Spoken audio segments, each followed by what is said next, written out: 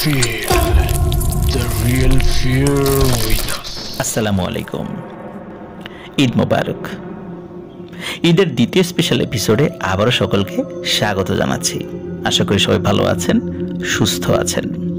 দেশ ও দেশের বাইরে থেকে যে যেখানে আছেন, যেখান থেকে শুনছেন, যে অবস্থায় শুনছেন, সকলকে জানাই আবারও ঈদের শুভেচ্ছা।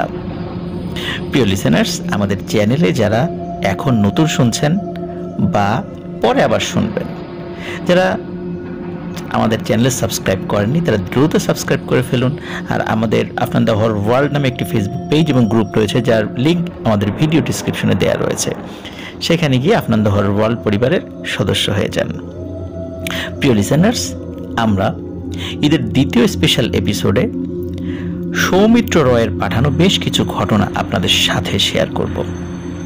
আশা করি ঘটনাগুলো আপনাদের ভৌতিক আনন্দ দিতে সক্ষম হবে ইনশাল্লাহ। প্রিয় লিসেনার্স, আপনারা আমাদের বিভিন্ন ভিডিওর নিচে কমেন্ট করে একটি বিষয় বিভিন্ন সময় জানিয়েছেন, সেটি হলো একটা বিশেষ একটা শব্দ, ওই রিলেটেড ঘটনা।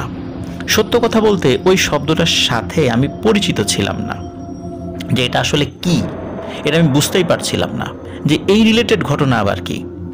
হয় না কিছু আঞ্চলিক শব্দ, যে আঞ্চলিক শব্দগুলো দিয়ে ওই এলাকার কিছু ঘটনাকে বোঝায়, সেই শব্দগুলো হয়তো আমাদের জানা নেই। এরকম অনেক শব্দ বিভিন্ন জায়গায় প্রচলিত আছে। যেমন পাতালবাসী, যেটা আমাদের একটা বই বের হয়েছে, এই পাতালবাসী শব্দটা একটা আঞ্চলিক শব্দ। যে জিনগুলো মায়াজালের মাধ্যমে তাদের রূপকে পরিবর্তন করে মানুষদেরকে ভয় দেখায়, এই জিনগুলোকে পাতালবাসী বলা হয়। ঠিক তেমনি ওই শব্দটা অনেকের সাথেই পরিচিত না, অনেকেই পাতালবাসী শব্দটার অর্থ জানেন না। ঠিক তেমনি গোদান, এটা একটা শব্দ। এই শব্দটা আমি আগে কখনো শুনিনি। আপনারা বিভিন্ন সময় কমেন্ট সেকশনে এই শব্দটা উল্লেখ করেছেন এবং বলেছেন ওই রিলেটেড ঘটনা চাই, এবং এটা আমি কনফিউজড হয়ে যাই যে আসলে এই রিলেটেড ঘটনাটা কি, আমি বুঝতে পারছিলাম না। পরবর্তীতে সৌমিত্র রয়ের সাথে যখন কথা হয়, তখন সৌমিত্র রয় একটি ঘটনা বলেন এবং ঘটনাটা আমার খুব ভালো লাগে। এবং ঘটনার শেষে সৌমিত্র রয় আমাকে বলেন যে এই ঘটনা বা এই রিলেটেড ব্যাপারগুলোকে তাদের এলাকায় গোদান বলা হয়। তখন আমার মাথায় কাজ করে যে আরে, লিসেনাররা তো এই শব্দটাই কমেন্ট সেকশনে বলেছিল যে এই রিলেটেড ঘটনা চাই, আমি তো বুঝতে পারিনি। তখন সৌমিত্র রয়কে বললাম যে আপনার এই ঘটনাটা আমরা একটা স্পেশাল এপিসোডে দিতে চাই। তখন সেও রাজি হয়। এটি ফরিদপুরের মধুখালী উপজেলার ঘটনা। দুটো গ্রামে মূলত দুটি ঘটনার উল্লেখ পাওয়া যায়। ছোটখাটো এরকম আরও বেশ কিছু ঘটনা রয়েছে, যদিও সেগুলো আমরা পর্যায়ক্রমে ইনশাল্লাহ বলবো। তবে দুটো ঘটনার সাথে একটা মিল রয়েছে, এই জন্য দুটো ঘটনা একত্রে আমরা আমাদের এবারের এপিসোডের প্রথম ঘটনা হিসেবে আপনাদেরকে ইনশাল্লাহ শোনাতে যাচ্ছি। প্রথম যে ঘটনা, এই ঘটনাটি মূলত এই ফরিদপুর জেলার মধুখালী উপজেলার নওপাড়া ইউনিয়নের রাইজাদাপুর গ্রামে ঘটে। রাইজাদাপুর সীতারামপুর গ্রামের ঠিক পাশে। সীতারামপুর এবং রাইজাদাপুর পাশাপাশি গ্রাম। তো প্রথম ঘটনাটি রাইজাদাপুরের এবং পরবর্তী ঘটনাটা সীতারামপুরের। তো চলুন আমরা ঘটনাতে চলে যাই। প্রথম যে ঘটনা, এই ঘটনা এবং দ্বিতীয় ঘটনা, এই দুটি ঘটনারই বয়স প্রায় 25 বছর এবং দুটি ঘটনার মধ্যবর্তী ব্যবধান সর্বোচ্চ 1 বছরের।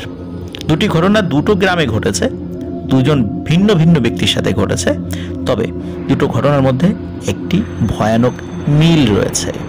আশা করছি সেই মিলটি আপনারাও ধরতে পারবেন। তো গ্রামে ওই সময়ে কিন্তু মানে এই রায়জাদাপুর বা সীতারামপুর আজ থেকে 25 বছর আগে একদম অজপাড়া গায়ের মতোই ছিল, এতটা আধুনিকতার ছোঁয়া তখনও লাগেনি। তখন অধিকাংশ বাড়ির যেই মানে চারদিকে যেই সীমানা, এই সীমানাগুলো বাঁশের বেড়া, পাটখড়ির বেড়া, এইগুলো দিয়ে তারা করতেন। তো তেমনি একটি বাড়ি, একটা গৃহস্থ বাড়ি, সেই গৃহস্থ বাড়ির একটি বাঁশের বেড়া ভেঙে গিয়েছিল। তো ওই বাড়ির যিনি মালিক, যিনি কর্তা, তো উনি চিন্তা করলেন যে তাহলে আমাদের পাশে যে বাঁশঝাড় রয়েছে, যে বিশাল বাঁশঝাড়, সেখান থেকে বাঁশ কেটে আনি, বাঁশ কেটে এনে নিজেই ওই বেড়াটি মেরামত করবেন, এইরকম চিন্তা করেন। তো যাওয়ার আগে উনি ওনার পরিবারকে বলে যান যে আমি বাঁশঝাড়ে যাচ্ছি বাঁশ কাটতে। তো ওনার বাড়ির কাছাকাছি খুব বিশাল একটা বাঁশঝাড় ছিল, অনেক বড় বাঁশঝাড়। আর বাঁশঝাড়ের যে শেষ প্রান্ত ওইদিকে একটি পুকুর ছিল। তো উনি বেশ স্বাভাবিকভাবে বাঁশ কাটছিলেন, একটা দুইটা এরকম বেশ কয়েকটা বাঁশ উনি কেটেছেন। তো বাঁশ কাটতে কাটতে হঠাৎ করে মনে হলো যে ওই পুকুর যেই পাশে রয়েছে, মানে ওই বাঁশের শেষ প্রান্তে, ওই পুকুরের ওই দিকটা থেকে ভেঙে চুরে কোনো কিছু দৌড়ে আসছে। এবং সে যখন দৌড়ে আসছে মনে হচ্ছে যে বাঁশঝাড়ের মাটি কেঁপে উঠছে। আর যখন দৌড়ে আসছিল তখন ওই বাঁশঝাড়ের বিভিন্ন জায়গায় বিভিন্ন পাখি বসেছিল। সে দেখছে যে পাখিগুলোও উড়ে যাচ্ছে, তার মানে অবশ্যই ওই দিকটা থেকে কিছু আসছে, আর অবশ্যই সেটা ভয়ানক কিছু, নাহলে এত জোরে শব্দ হচ্ছে কেন। তো উনি বাঁশ কাটা বন্ধ করে চিন্তা করছেন যে কি আসে একটু দেখি। এইভাবে তো কোনো কিছু আসার কথা নয়, আর বাঁশঝাড়ের ভিতর দিয়ে তো এত জোরে দৌড়ানো যায় না। বাঁশঝাড়ের ভিতর দিয়ে দৌড়ালে তো শরীরের আঘাত লাগবে, কারণ কুঞ্চি রয়েছে ওই দিক দিয়ে তো এইভাবে মানে খুব সাবধানে হাঁটতে হয় বাঁশঝাড়ের ভিতরে। যারা দিকে হাঁটাচলা করেছে তা তো জানেন, যেহেতু এটা খুব ঘন বাঁশঝাড় ছিল। তো উনি যখন খেয়াল করছিলেন যে কি আসে, কিছু সময়ের মধ্যে ভয়ানক একটি জিনিস ওনার সামনে দেখা দেয়।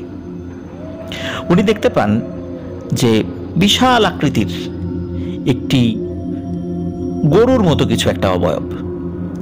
এটা গরু নাকি মহিষ না কি এটা নির্দিষ্ট করে বলা যাচ্ছে না, তবে এটা গরুর মতো একটা অবয়ব। ওটা যখন তার কাছে চলে আসে, মানে কাছে বলতে তখনও প্রায় 100 ফিট দূরে ছিল, তখন মানে সে দেখছে ওই বাঁশগুলো ভেঙে চুরে সে আসছে। আর ওই জিনিসটার গলা কাটা বলতে বিষয়টা এরকম যে কোনো গরু জবাই করার পর দেখা গেল যে অনেকটা অংশ জবাই হয়ে গেছে, তখন গরুর মাথাটা কিন্তু ঘাড়ের সাথে ঝুলে থাকে। ওই অবস্থায় যদি কোনো গরু দৌড়ায় তখন কি হয়, তার মাথাটা এদিক ওদিক এলোমেলো নড়তে থাকে। ঠিক তেমন গরুটা দৌড়ে আসছে এবং মাথাটা এলোমেলো এদিক ওদিক নড়ছে, একবার উপরে নিচে ডানে বা এরকম নড়াচড়া করছে। যেহেতু ওই গরুটার আকৃতি অনেক বিশাল ছিল, গরু জবাই করার পর আমরা দেখি যে গরুর গলার ভেতরের যে শ্বাসনালী এগুলো দেখা যায়। তো ওই লোকটি ওইটা দেখছিলেন এবং উনি দেখতে পাচ্ছিলেন যে গরুর গলা দিয়ে টপ টপ করে তাজা রক্ত মাটিতে পড়ছে, এবং ওই শ্বাসনালীটা এত বড় ছিল যে অনেক দূর থেকেও মনে হচ্ছে গরুর শরীরের ভেতরকার বিভিন্ন অর্গানগুলো সেগুলোও দেখা যাচ্ছে। তো উনি ওই অবস্থায় দৌড় দিবেন কি, মানে দৌড়ের কথা ভুলে যান, মনে হচ্ছে ওনার পা মাটির সাথে শক্ত হয়ে লেগে রয়েছে। উনি দৌড়ের কথা ভুলে যান, উনি শুধু প্রচন্ড জোরে একটা চিৎকার দেন, ও বাবা গো এইটা কি দেখলাম। এটা শুধু একবার চিৎকার দিয়েছেন। আর ওই বাঁশঝাড়টা আসলে ওনার বাড়ি থেকে খুব বেশি দূরে নয়, আর ওনার চিৎকারটা এত জোরে ছিল যে ওনার বাড়ির লোকজন ওই চিৎকারটা শুনতে পেয়েছিলেন। তখন তারা দৌড়ে ওই বাঁশঝাড়ের কাছে যান। তো বাঁশঝাড়ের কাছে গিয়ে দেখেন যে 3-4টা বাঁশ কাটা রয়েছে, যেটা উনি আগেই কেটেছিলেন। ওনার হাতের দা একদিকে পড়ে রয়েছে এবং উনি সেন্সলেস অবস্থায় পড়ে রয়েছে। ওনার শরীর খিচুড়ির মতো করে কাঁপছে এবং মুখ দিয়ে ফেনা বের হচ্ছে, অনেকটা মৃগী রোগীর যেরকম হয়, কিন্তু ওনার কিন্তু কোনো মৃগী রোগ ছিল না। ওনারা তাড়াতাড়ি তাকে ধরে বাড়িতে নিয়ে আসেন, তার মাথায় পানি ঢালেন, তাকে দ্রুত সুস্থ করার চেষ্টা করেন। তো ওনার জ্ঞান ফেরার পরেও উনি যে ট্রমাটাইজড হয়েছিলেন এই বিষয়টা কাটছিল না, মানে তখন ওনার চোখে মুখে ভয়ানক একটা আতঙ্কের ছাপ রয়ে গিয়েছিল। তখন সবাই জিজ্ঞেস করেন কি হয়েছে, তখনও উনি কিছু বলতে পারছেন না। উনি তারপরেও বারবার মূর্ছা যাচ্ছেন, মানে সেন্সলেস হয়ে যাচ্ছেন। আস্তে আস্তে উনি স্বাভাবিক হন, ঘন্টাখানেক সময় লেগেছিল না স্বাভাবিক হতে। তারপরে উনি বলেন যে আমি এই রকমের জিনিস দেখেছি। তখন ওনার আত্মীয় স্বজন বলে যে চলো তো যাই আবার ওখানে, তুমি তো বললা যে বাঁশ টাস ভেঙে চলে আসছে, তার গলা দিয়ে রক্ত পড়ছিল, তাহলে এর কোনো প্রমাণ তো সেখানে থাকবে। তখন উনি যেতে চাচ্ছিলেন না শুরুতে, কারণ ওনার ভয়টা তো কাটেনি। তখন আরো অনেক লোক জড়ো হয়েছে, এটা কিন্তু দিনের বেলা, সম্পূর্ণ দিনের বেলার ঘটনা। তখন তাদের সাথে ওই বাঁশ ঝাড়ে উনি যান, যার পরে দেখেন যে ওনার বাঁশ যেগুলো কেটেছিলেন সেগুলো ওরকমই আছে। আর ওনাকে যখন নিয়ে আসা হয় তখন তো ওনার পরিবারের একজন সদস্য এক হাতে দা নিয়ে এসেছেন আর কি, কারণ ছোট জিনিস চুরি হয়ে যেতে পারে এই জন্য। তো ওখানে দা ছিল না, আর কোনো বাঁশ ভাঙা অবস্থায় ছিল না, সবগুলো ছিল অক্ষত। তবে হ্যাঁ, একটি রহস্যজনক জিনিস তারা দেখতে পান। তারা দেখতে পান যেই জায়গা দিয়ে ওই ভয়ানক গরু আকৃতির ওই জিনিসটি, ওই অবয়বটি এসেছিল বলে ওই গেরস্ত জানিয়েছিল সকলকে, ওই পথের কোনো কোনো জায়গায় কালচে রঙের কিছু একটা পড়ে আছে।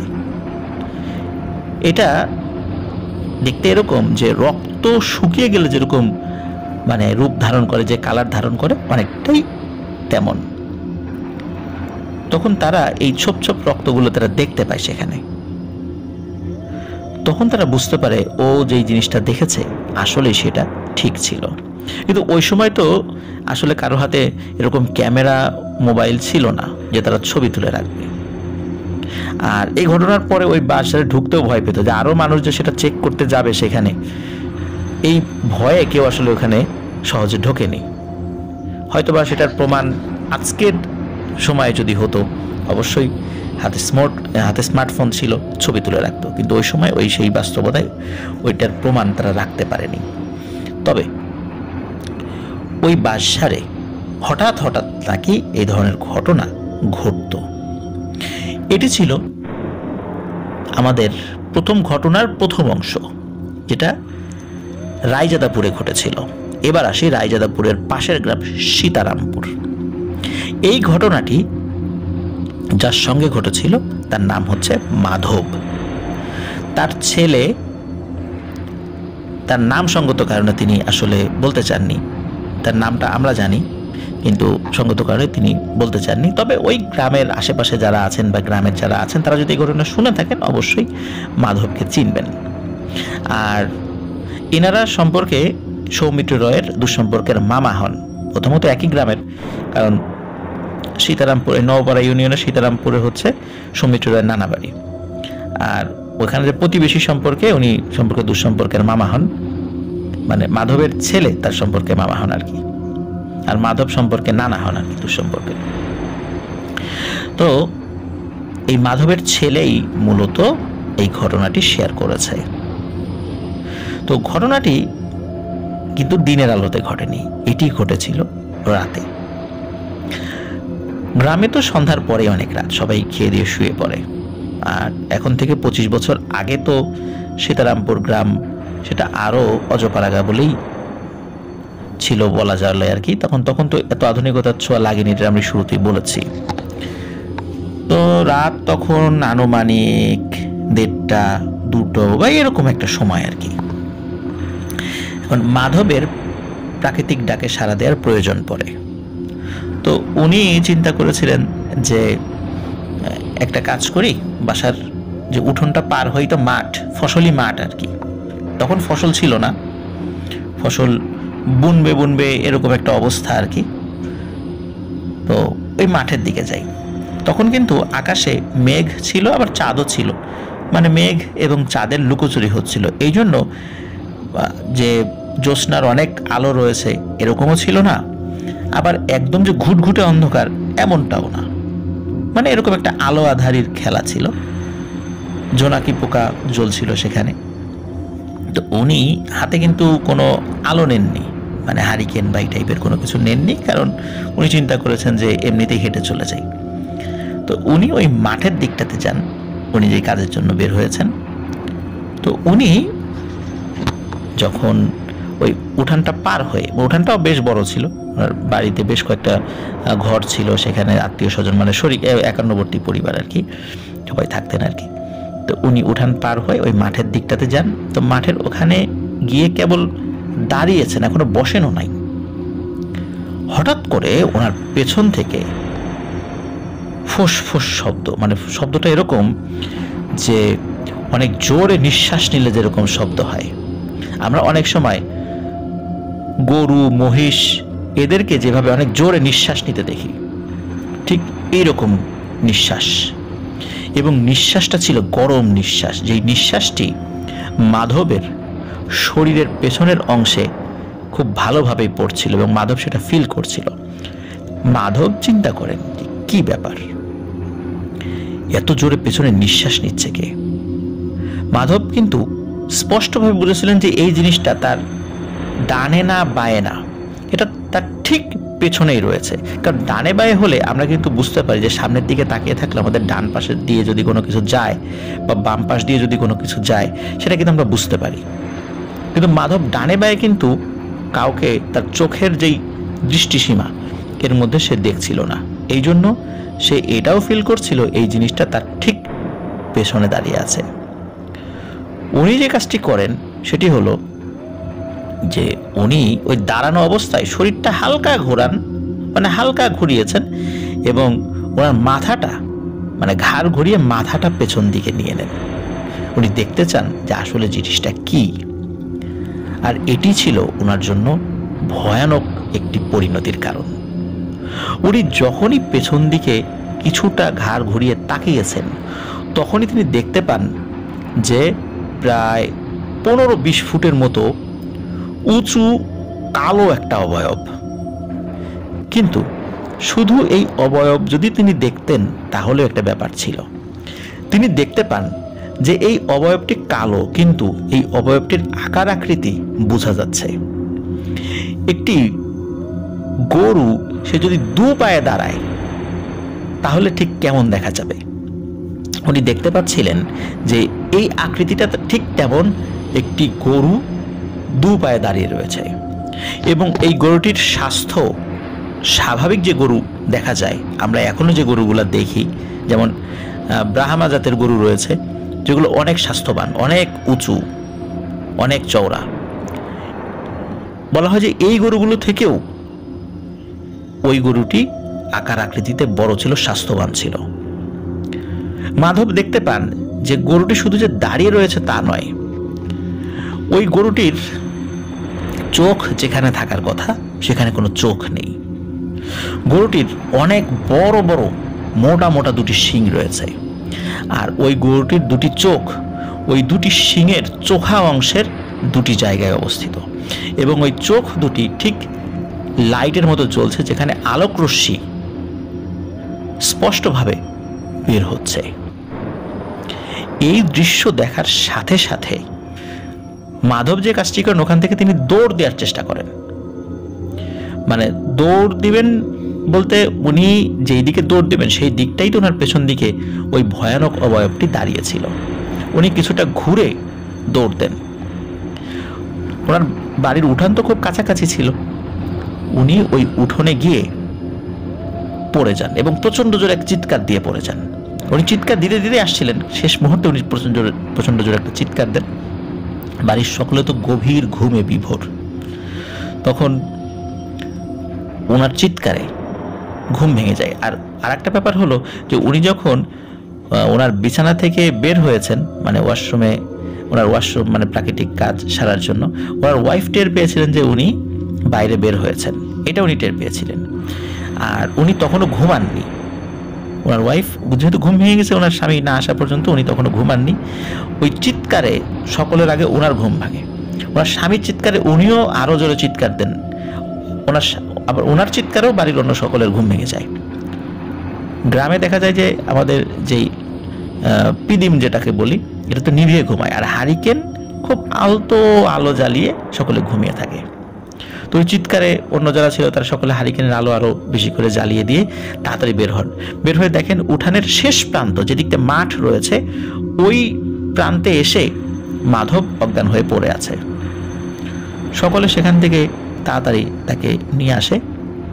নিয়ে আসার পরে দেখা যায় যে তার ঘাড়টা ঠিক মানে কিছুটা বাঁকানো, মানে সে যে পিছন মানে এক সাইডে ঘুরে তাকানোর চেষ্টা করেছিল, তো এই জন্য ওই ঘাড়টা ওরকম বাঁকাই রয়ে গেছে। তাকে ঘাড় সোজা করার যখন চেষ্টা করা হচ্ছিল তখন তার জ্ঞান ফেরে এবং প্রচণ্ড জোরে চিৎকার দেন যে ও বাবা গো মা গো, ব্যথা ব্যথা, মানে কোনোভাবেই তার ঘাড়ের দিকে হাত দেওয়া যাচ্ছিল না। ওই রাতেই একজন গ্রাম্য চিকিৎসক তাকে খবর দেওয়া হয়, তিনি আসেন, তিনি প্রাথমিক চিকিৎসা করেন এবং বলেন যে সকাল হলেই ভালো ডাক্তারের কাছে নিয়ে যেতে। সকাল হওয়ার পর তাকে সদরে ভালো ডাক্তারের কাছে নিয়ে যাওয়া হয়, পরীক্ষা নিরীক্ষা করা হয়, কিন্তু তার ঘাড় কিছুতেই সোজা হচ্ছে না, ওনার ঘাড়ে হাতই দেয়া যাচ্ছে না, মানে প্রচণ্ড ব্যথা। আর ওই ঘটনার পর থেকে ওনার শরীরের এক অংশ, মানে ঘাড় ঠিক যেই দিকে ঘুরিয়েছিলেন ওই সাইডের একাংশর বেশ কিছু মানে পার্ট, শরীরের বিভিন্ন পার্ট উনি নাড়াতে পারছিলেন না, প্যারালাইজড হয়ে যায়। ওনার দীর্ঘদিন ধরে এই চিকিৎসা চলেছিল। চিকিৎসা করার পরে ওনার অবস্থার কিছুটা উন্নতি হয়েছিল, কিন্তু ওনার এই যে ঘাড়, এটা আর কখনোই স্বাভাবিক হয়নি। আর দীর্ঘদিন ধরে চিকিৎসা বলতে বোঝাচ্ছি যে বছর খানেক। আর ওনার শরীরের যে অংশটা প্যারালাইজডের মতো হয়ে গিয়েছিল, এটিও পরিপূর্ণভাবে আর কখনোই স্বাভাবিক হয়নি। উনি শুরুতে কোনো কথাই বলতে পারতেন না, আস্তে আস্তে আস্তে আস্তে উনি কথা বলা শুরু করেন, কিন্তু শেষ পর্যন্ত উনি একদম আগের মতো পরিপূর্ণভাবে স্পষ্টভাবে কথা, এই জিনিসটি উনি বলতে পারেননি, কারণ ওনার ভোকাল কর্ড এটি অনেকটাই বিকৃত হয়ে গিয়েছিল। তারপরেও উনি যতটুকু কথা বলতেন আস্তে আস্তে বললে আশেপাশের মানুষজন কিছুটা বুঝতে পারতেন। তো উনি পরবর্তী যখন কিছুটা সুস্থ হন এবং উনি কথা বলা শুরু করেন, তখন উনি অন্যদেরকে বলেন যে উনি কি দেখেছিলেন। তো এই যে যে জিনিসটা, এই যে একটা ভয়ানক গরু আকৃতির কোনো একটা জিনিস, যেটা আমরা প্রথমে রায়জাদাপুর গ্রামে এক গেরস্থের সঙ্গে ঘটে যাওয়া একটি বিষয় আমি শুরুতে বলেছিলাম, যেটা বাঁশঝাড়ে হয়েছিল। আর মাধব, যিনি রাতের বেলা প্রাকৃতিক ডাকে সাড়া দেওয়ার জন্য বের হয়েছিলেন, ওনার সাথে একটি ঘটনা ঘটেছিল। মূলত গরু আকৃতির এই জিনিসটাকেই স্থানীয়ভাবে গোদান বলা হয়। গোদান, গয়কারে গো, দয়াকার দন্তনা, গোদান। তো এটি হলো গোদানের ঘটনা। তবে এই ঘটনা থেকে একটি বিষয় কিন্তু আমাদের শিক্ষা নেওয়া উচিত, এবং এটা একটা সায়েন্টিফিক ব্যাখ্যা রয়েছে। বিভিন্ন সময় এই বিষয়ে অনেকেই পোস্ট করেন মানুষের সচেতনতার জন্য। সেটি হলো, রাতের বেলা কেউ যদি পেছন থেকে ডাক দেয়, আপনারা শুনবেন যে অনেকেই লেখে পেছন থেকে ডাক দিলে ঘাড় ঘোরানো যাবে না, পুরো শরীর ঘুরিয়ে তাকাতে হবে। মানে যারা ডক্টর রয়েছেন তারা বলেন, রাতের বেলা কেউ যদি পেছন থেকে ডাক দেয়, কেউ যদি শুধু ঘাড় ঘোরায় এবং ঘাড় ঘুরে যদি সে যদি ভয় পায়, তাহলে ইনস্ট্যান্ট তার ভয়াবহ, মানে মারাত্মক সিভিয়ার লেভেলের স্ট্রোক করার সম্ভাবনা রয়েছে। মাইনর স্ট্রোক না, ভয়ানক রকমের স্ট্রোক করার সম্ভাবনা রয়েছে। আর ওই স্ট্রোকে ঘাড় স্থায়ীভাবে বাঁকা হয়ে যাওয়া এবং শরীর প্যারালাইজড হয়ে যাওয়ারও ভয় রয়েছে। এটি কিন্তু মানে সায়েন্স বলে, ডাক্তাররাও বলেন যে রাতের বেলা যদি কেউ পেছন থেকে কোনো শব্দ পায় বা ডাকে, তাহলে পুরো শরীর ঘুরিয়ে তাকাতে হবে। তাহলে ভয় পেলেও ওই ভয়ের ফলে হয়তো বা মানুষ সেন্সলেস হতে পারে, কিন্তু শারীরিক যে ভয়ানক রকমের ক্ষতি যেটা মাধবের ক্ষেত্রে হয়েছিল, এই জিনিসটা হয়তো আল্লাহ চাহেন তো ইনশাল্লাহ হবে না। মাধব যেহেতু আংশিক ঘাড় ঘুরিয়েছিল, যার কারণে ওনার সাথে এই ভয়ানক যেই শারীরিক যে অসুবিধাটা এটা ঘটেছিল। মাধব বছর খানেক জীবিত ছিল, এবং যতদিন জীবিত ছিলেন উনি আর পরিপূর্ণভাবে সুস্থ হয়নি, এবং ওনার এই অসুস্থতার কারণেই তার মৃত্যু হয়।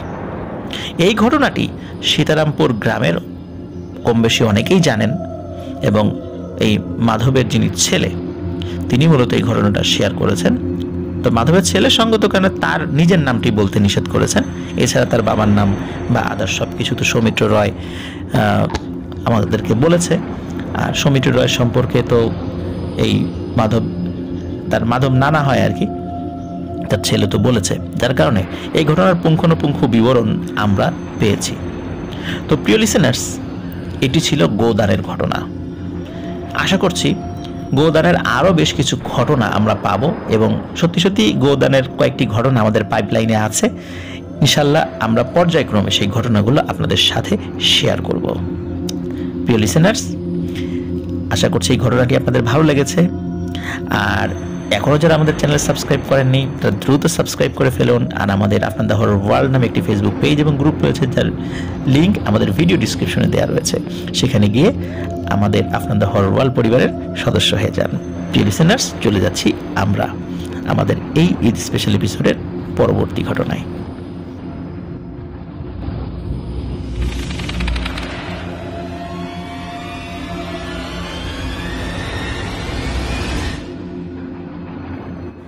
আবারও স্বাগতম জানাচ্ছি প্রিয় লিসেনার্স আমাদের ঈদ স্পেশাল দ্বিতীয় এপিসোডের দ্বিতীয় ঘটনায়। আশা করছি প্রথম ঘটনাটি আপনাদের ভালো লেগেছে এবং তারই ধারাবাহিকতায় আমরা এখন দ্বিতীয় ঘটনাটি আপনাদেরকে শোনাতে যাচ্ছি। ইনশাল্লাহ এই ঘটনাটিও আপনাদের অনেক অনেক ভালো লাগবে।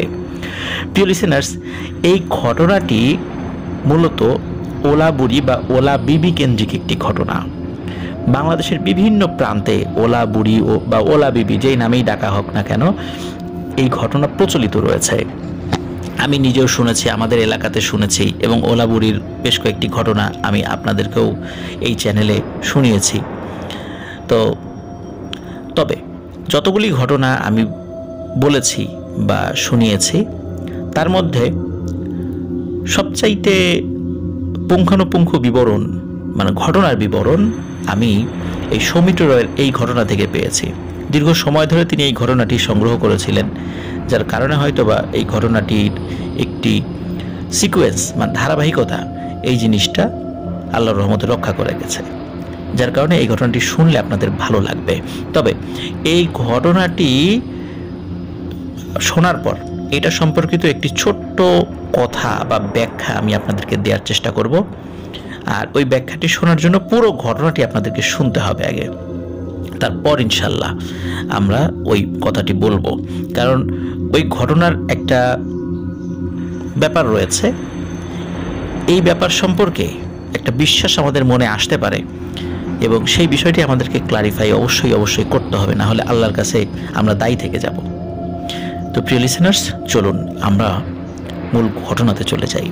ঘটনাটি সৌমিত্র রয় তার মামির কাছ থেকে শুনেছিলেন। ঘটনাটি অনেক আগের, এটি ব্রিটিশ আমলের ঘটনা। আর এই ঘটনাটি মূলত তার মামি, তার যিনি নানা রয়েছেন, তার নানার এক চাচা রয়েছে, ওই কাকার বা চাচার সমসাময়িক ঘটনা, তার মানে অনেক আগের এটি ঘটনা। আর ওই ঘটনাটি মূলত ওনার মামির যেই আত্মীয় স্বজনরা রয়েছে বংশ পরম্পরায় ওই ঘটনাটির মুখে মুখে অনেকেরই চলে এসেছে। ঘটনাটির স্থান টাঙ্গাইল জেলার মির্জাপুর উপজেলার কোনো একটি গ্রামে ঘটেছিল। তো ঘটনার শুরুটা করি। শুরুটা হয় এক গৃহস্থ বাড়ি থেকে। অনেক সময় দেখা যায় গ্রামের মহিলাদের কাজ যখন কমে আসে, এটাকে আমরা বতর ওঠা বলি, মানে যখন নতুন ফসল আসে বা এরকম নতুন কোনো মানে কাজ শুরু হয়, ধান পাট এরকম, তখন গ্রামের মহিলারা কিন্তু অনেক ব্যস্ত থাকেন বিভিন্ন কাজে। গৃহস্থ বাড়িতে তো ব্যস্ততার শেষ নেই, বাইরে থেকে কামলাও আনতে হয় কাজ করানোর জন্য। আর যখন এই ধরনের ব্যস্ততা কম থাকে, তারা তো খুব অ্যাক্টিভ, খুব দ্রুত কাজ করে, অনেক ভোরে উঠে সংসারে অনেক কাজ করে। দেখা যাচ্ছে যে 10টা-11টার দিকে তারা একটু রিল্যাক্স থাকে, তখন আশেপাশের বাড়ির কয়েকজন মহিলারা এক জায়গায় বসে গল্পগুজব করে, কেউ কারো মাথার চুল বেছে দেয়, বিভিন্ন ধরনের কথাবার্তা নিজেদের মধ্যে আলাপ আলোচনা করে, হাসি ঠাট্টা করে। এটা কিন্তু আবহমান বাংলার গ্রামীণ পরিবেশের একটি নিত্য নৈমিত্তিক দৃশ্য। আপনারা অনেকেই দেখেছেন, যেটা এখনও হয়, তবে হয়তো বা কম হয়। টেকনোলজির যুগে মানুষ অনেক ব্যস্ত হয়ে পড়েছে, এখন হয়তো বা কম হয়। তো যাই হোক, তো ওই রকম পরিবেশে একটি গৃহস্থ বাড়িতে 7-8 জন মহিলা মিলে বসে ওই বাড়ির বারান্দায় গল্প করছে, পাটি বিছিয়ে সেখানে বসে গল্প করছে। তো গল্পের এক পর্যায়ে হঠাৎ করে 40 কি 45 বছর বয়স বা সর্বোচ্চ 50 বছর বয়স এমন একজন মহিলা, উনি হাতে একটি লাঠি নিয়ে কুজো হয়ে হাঁটতে হাঁটতে ওই বাড়ির উঠোনের ঠিক মাঝখানে আসেন। সকলে ওই মহিলাটির দিকে তাকায়। সকলে দেখে যে এই মহিলাকে কেউই চেনেন না, মানে যারা ভিক্ষা করতে আসে গ্রামে। তো ওই দেখা যাচ্ছে যে ওই এক ফকির তো মাঝে মাঝে প্রায় সব বাড়িতেই ঘুরে ফিরে আসে আর কি। তো ওইখানে 7-8 জন মহিলা যারা ছিলেন তারা কেউই ওই মহিলাকে চিনতেন না। তারা আরও লক্ষ্য করেন যে ওই মহিলার হাতে যে লাঠিটি, যেটির উপর ভর দিয়ে সে কুঁজো হয়ে হাঁটতে হাঁটতে এখানে এসেছেন, সেই লাঠিটির রং কুচকুচে কালো এবং ওই লাঠিটি মসৃণ না, একটা অমসৃণ লাঠি। মনে হচ্ছে কোনো একটা গাছের ডাল, একটা লম্বা ডাল, ওই ডালটার নিচ দিকে এবং উপর দিকে বেশ বাঁকানো, মাঝের দিকটা সরু। তো এইরকম একটা লাঠি, লাঠিটা মাঝারি সাইজের মোটা, সেটি নিয়ে সে হাঁটতে হাঁটতে ওই জায়গাতে এসেছে। আসার পরে সে মানে কর্কশ কণ্ঠে, তার মানে কণ্ঠটা কর্কশ, খসখসে কণ্ঠ। তখন সে বলে যে পারলে কিছু দে, 2 দিন ধরে না খেয়ে আছি, মঙ্গল হবে তোর। তখন ওই বাড়ির যিনি কর্ত্রী, তিনি আবার কখনোই কোনো ভিক্ষুককে বাড়ির দরজা থেকে ফেরাতেন না। আমাদের আবহমান বাংলায় একটা কথা প্রচলিত আছে যে গৃহস্থ বাড়ির উঠোন থেকে কেউ খালি হাতে ফেরত যায় না বা খালি হাতে ফেরত দিতে হয় না, এবং যদি সুযোগ থাকে তাকে খাইয়ে বিদায় দিতে। এটা কিন্তু আমাদের বাংলাদেশের গ্রামীণ কালচারের মেহমানদারির একটা অন্যতম নিদর্শন, যেটা এখনও আছে, এখনও শেষ হয়ে যায়নি, এটা এখনও রয়েছে। তো তখন ওই বাড়ির কর্ত্রী বলেন যে চাচি তুমি দাঁড়াও, আমি তোমার জন্য কিছু নিয়ে আসি। তখন উনি যে কাজটি করেন সেটি হলো 2টো পাত্র, এক পাত্রে একটু ডাল, মুসুরির ডাল, আর এক পাত্রে কিছু চাল। 2টো পাত্রে, কারণ চাল ডাল তো মিক্স করেননি, 2টা আলাদা ছিল, নিয়ে আসেন। তো নিয়ে আসার পর ওই বুড়ি বলেন তোর মঙ্গল হবে, দে আমার ঝোলার মধ্যে ঢেলে দে। এই বলে ওই মহিলা তার ঝোলাটি এক হাত দিয়ে, মানে এক হাতে তার লাঠি ধরে রাখা, আর এক হাত দিয়ে ওই ঝোলাটি ফাঁকা করেছে। যখন সে ফাঁকা করেছে তখন ওই বাড়ির কর্ত্রী তিনি 2টো বাটি থেকে ওই জিনিস ঢেলে দিবেন। তো উনি বলেন যে চাল ডালকে এক জায়গায় দিব, অন্য কোনো ঝোলা নেই? তখন বলেন না, তুই এক জায়গায় দে। তো যেহেতু উনি এক জায়গায় নিতে যাচ্ছেন, উনি কি করেন যে যেহেতু ওই মহিলা তার ঝোলাটা ফাঁকা করেছে এবং দূর থেকে দেখছিল ওই ঝোলার মধ্যে অনেক কিছু আছে, বেশ ভারী, মানে অনেক সময় দেখা যায় না যে কোনো একটা ব্যাগের মধ্যে যদি চাল ডাল থাকে নিচ দিকে বেশ ফোলা থাকে, তো ওনার ওই ঝোলা দেখে মনে হচ্ছে ওই ব্যাগের মধ্যে আরও কিছু আছে, মনে হয় অনেক বাড়িতে গিয়েছে, সেখান থেকে কিছু দিয়েছে, উনি এটা মনে করেছেন। তো উনি সেখানে ওই একই জায়গায় চাল ডাল ঢেলে দেন। ঢেলে দেওয়ার পর ওই মহিলা ওখান থেকে আবার লাঠি দিয়ে লাঠির উপর ভর করতে হাঁটতে হাঁটতে ওই বাড়ির উঠোন ছেড়ে চলে যান। এখন সমস্যা হলো যে উনি ওই ঝোলার মধ্যে ওই জিনিসটা দিয়ে ওখানেই দাঁড়িয়ে আছেন, নড়াচড়া নেই। তো ওই যে উঠোনে, মানে সরি বাড়ির বারান্দায় যে আরো মহিলারা বসে আছেন, তারা বলে কি রে কি হলো, ও ওই ভিক্ষা দিয়ে ওখানে দাঁড়িয়ে আছে কেন? মহিলা তো চলে গেছে। তখন পেছন থেকে ডাকছে, এই কি হলো রে তোর, কি দেখিস? কোনো কথার কোনো রেসপন্স নাই, সে ওই রকমই দাঁড়িয়ে আছে।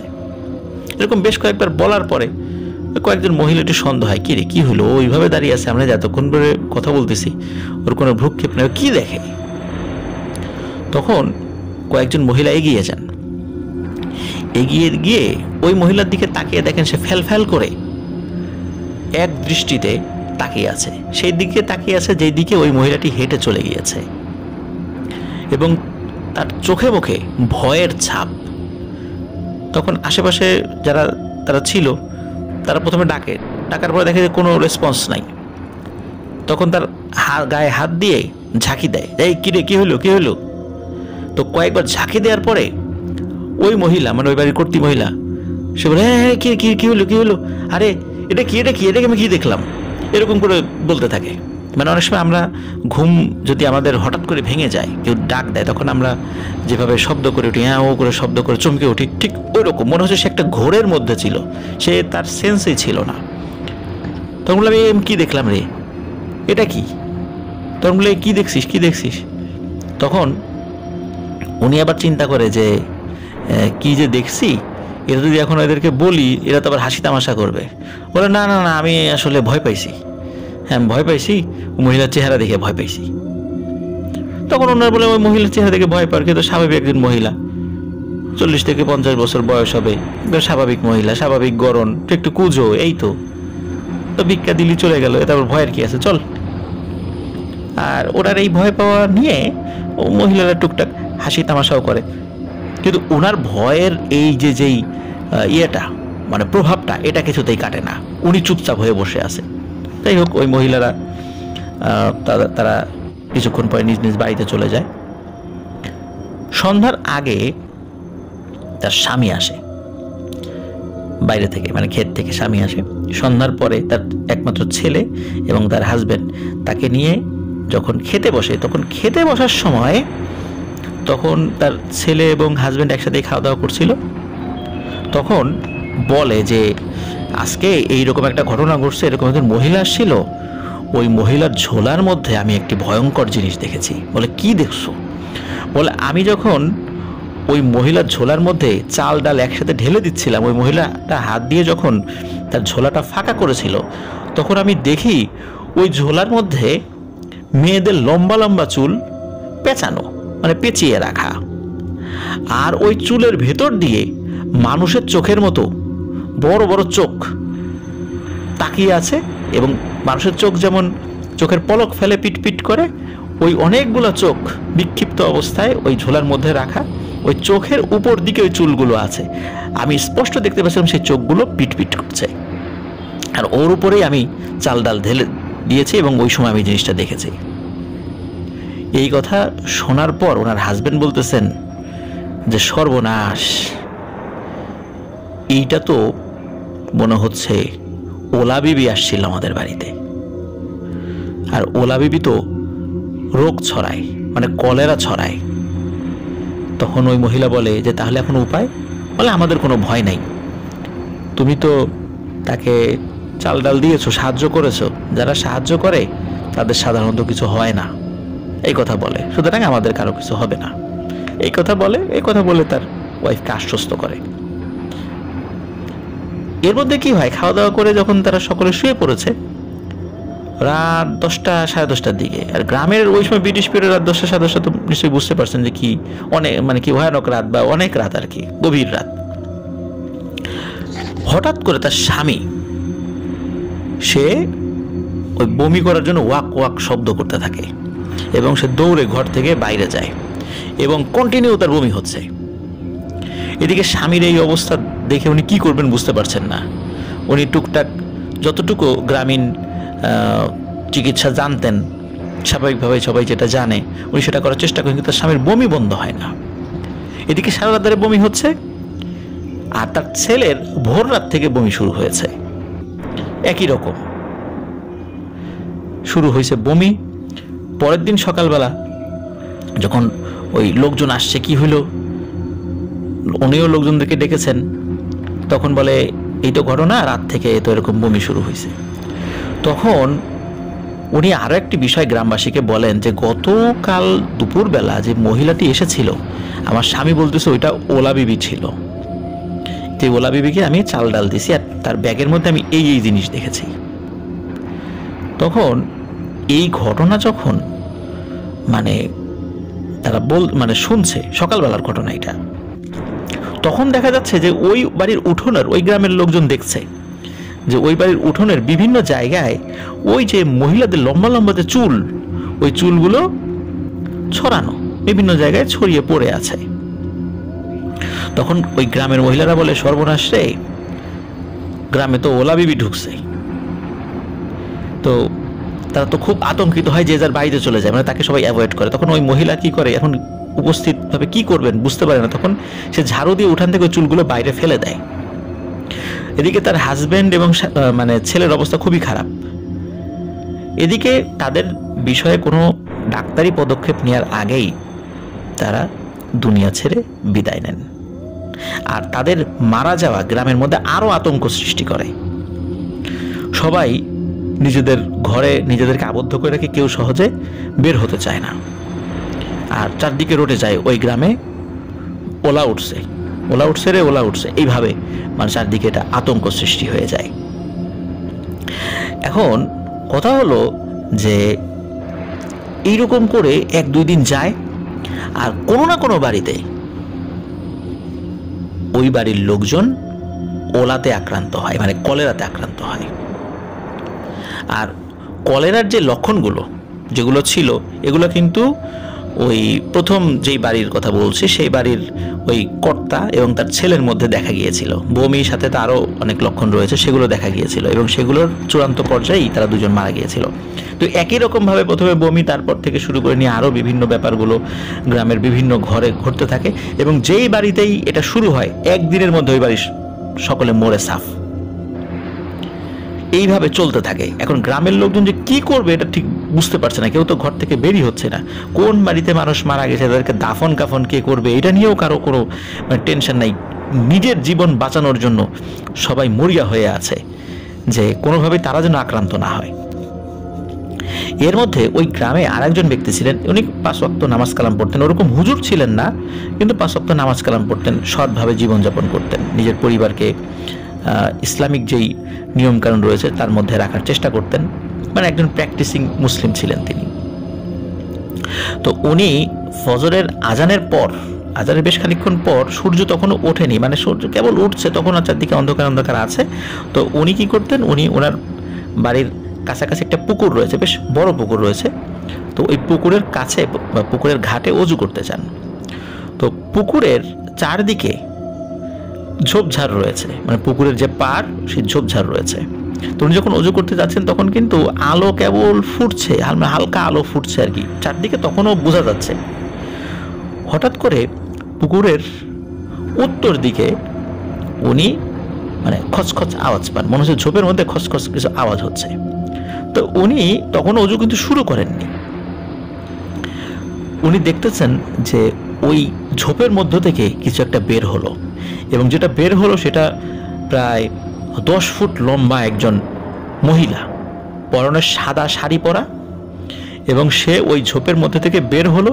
বের হয়ে ওই পুকুরের পাড় যেটা রয়েছে সেখান দিয়ে হেঁটে খুব অনায়াসে পুকুরের পানির কাছে নামলো, এবং পানির কাছে নেমে সে পুকুরের ঠিক মাঝখান দিয়ে মানে ওই পাশ থেকে হাঁটা শুরু করলো। পানির উপর দিয়ে হেঁটে সে দক্ষিণ থেকে উত্তর দিকে চলে গেল।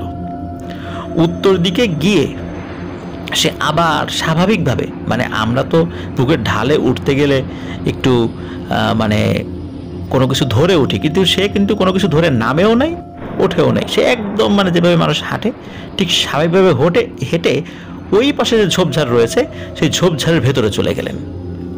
তো উনি এই দৃশ্য দেখার পর উনি বুঝতে পারেন যে আরে এটা কি দেখলাম, এটাই তো মনে হয় সেই ওলাবুড়ি রে, আমি এখন ওলাবুড়িকে দেখছি রে, আমি ওলাবুড়িকে দেখছি। নাহলে কোনো মানুষ কি এভাবে পানির উপর দিয়ে হেঁটে যেতে পারে?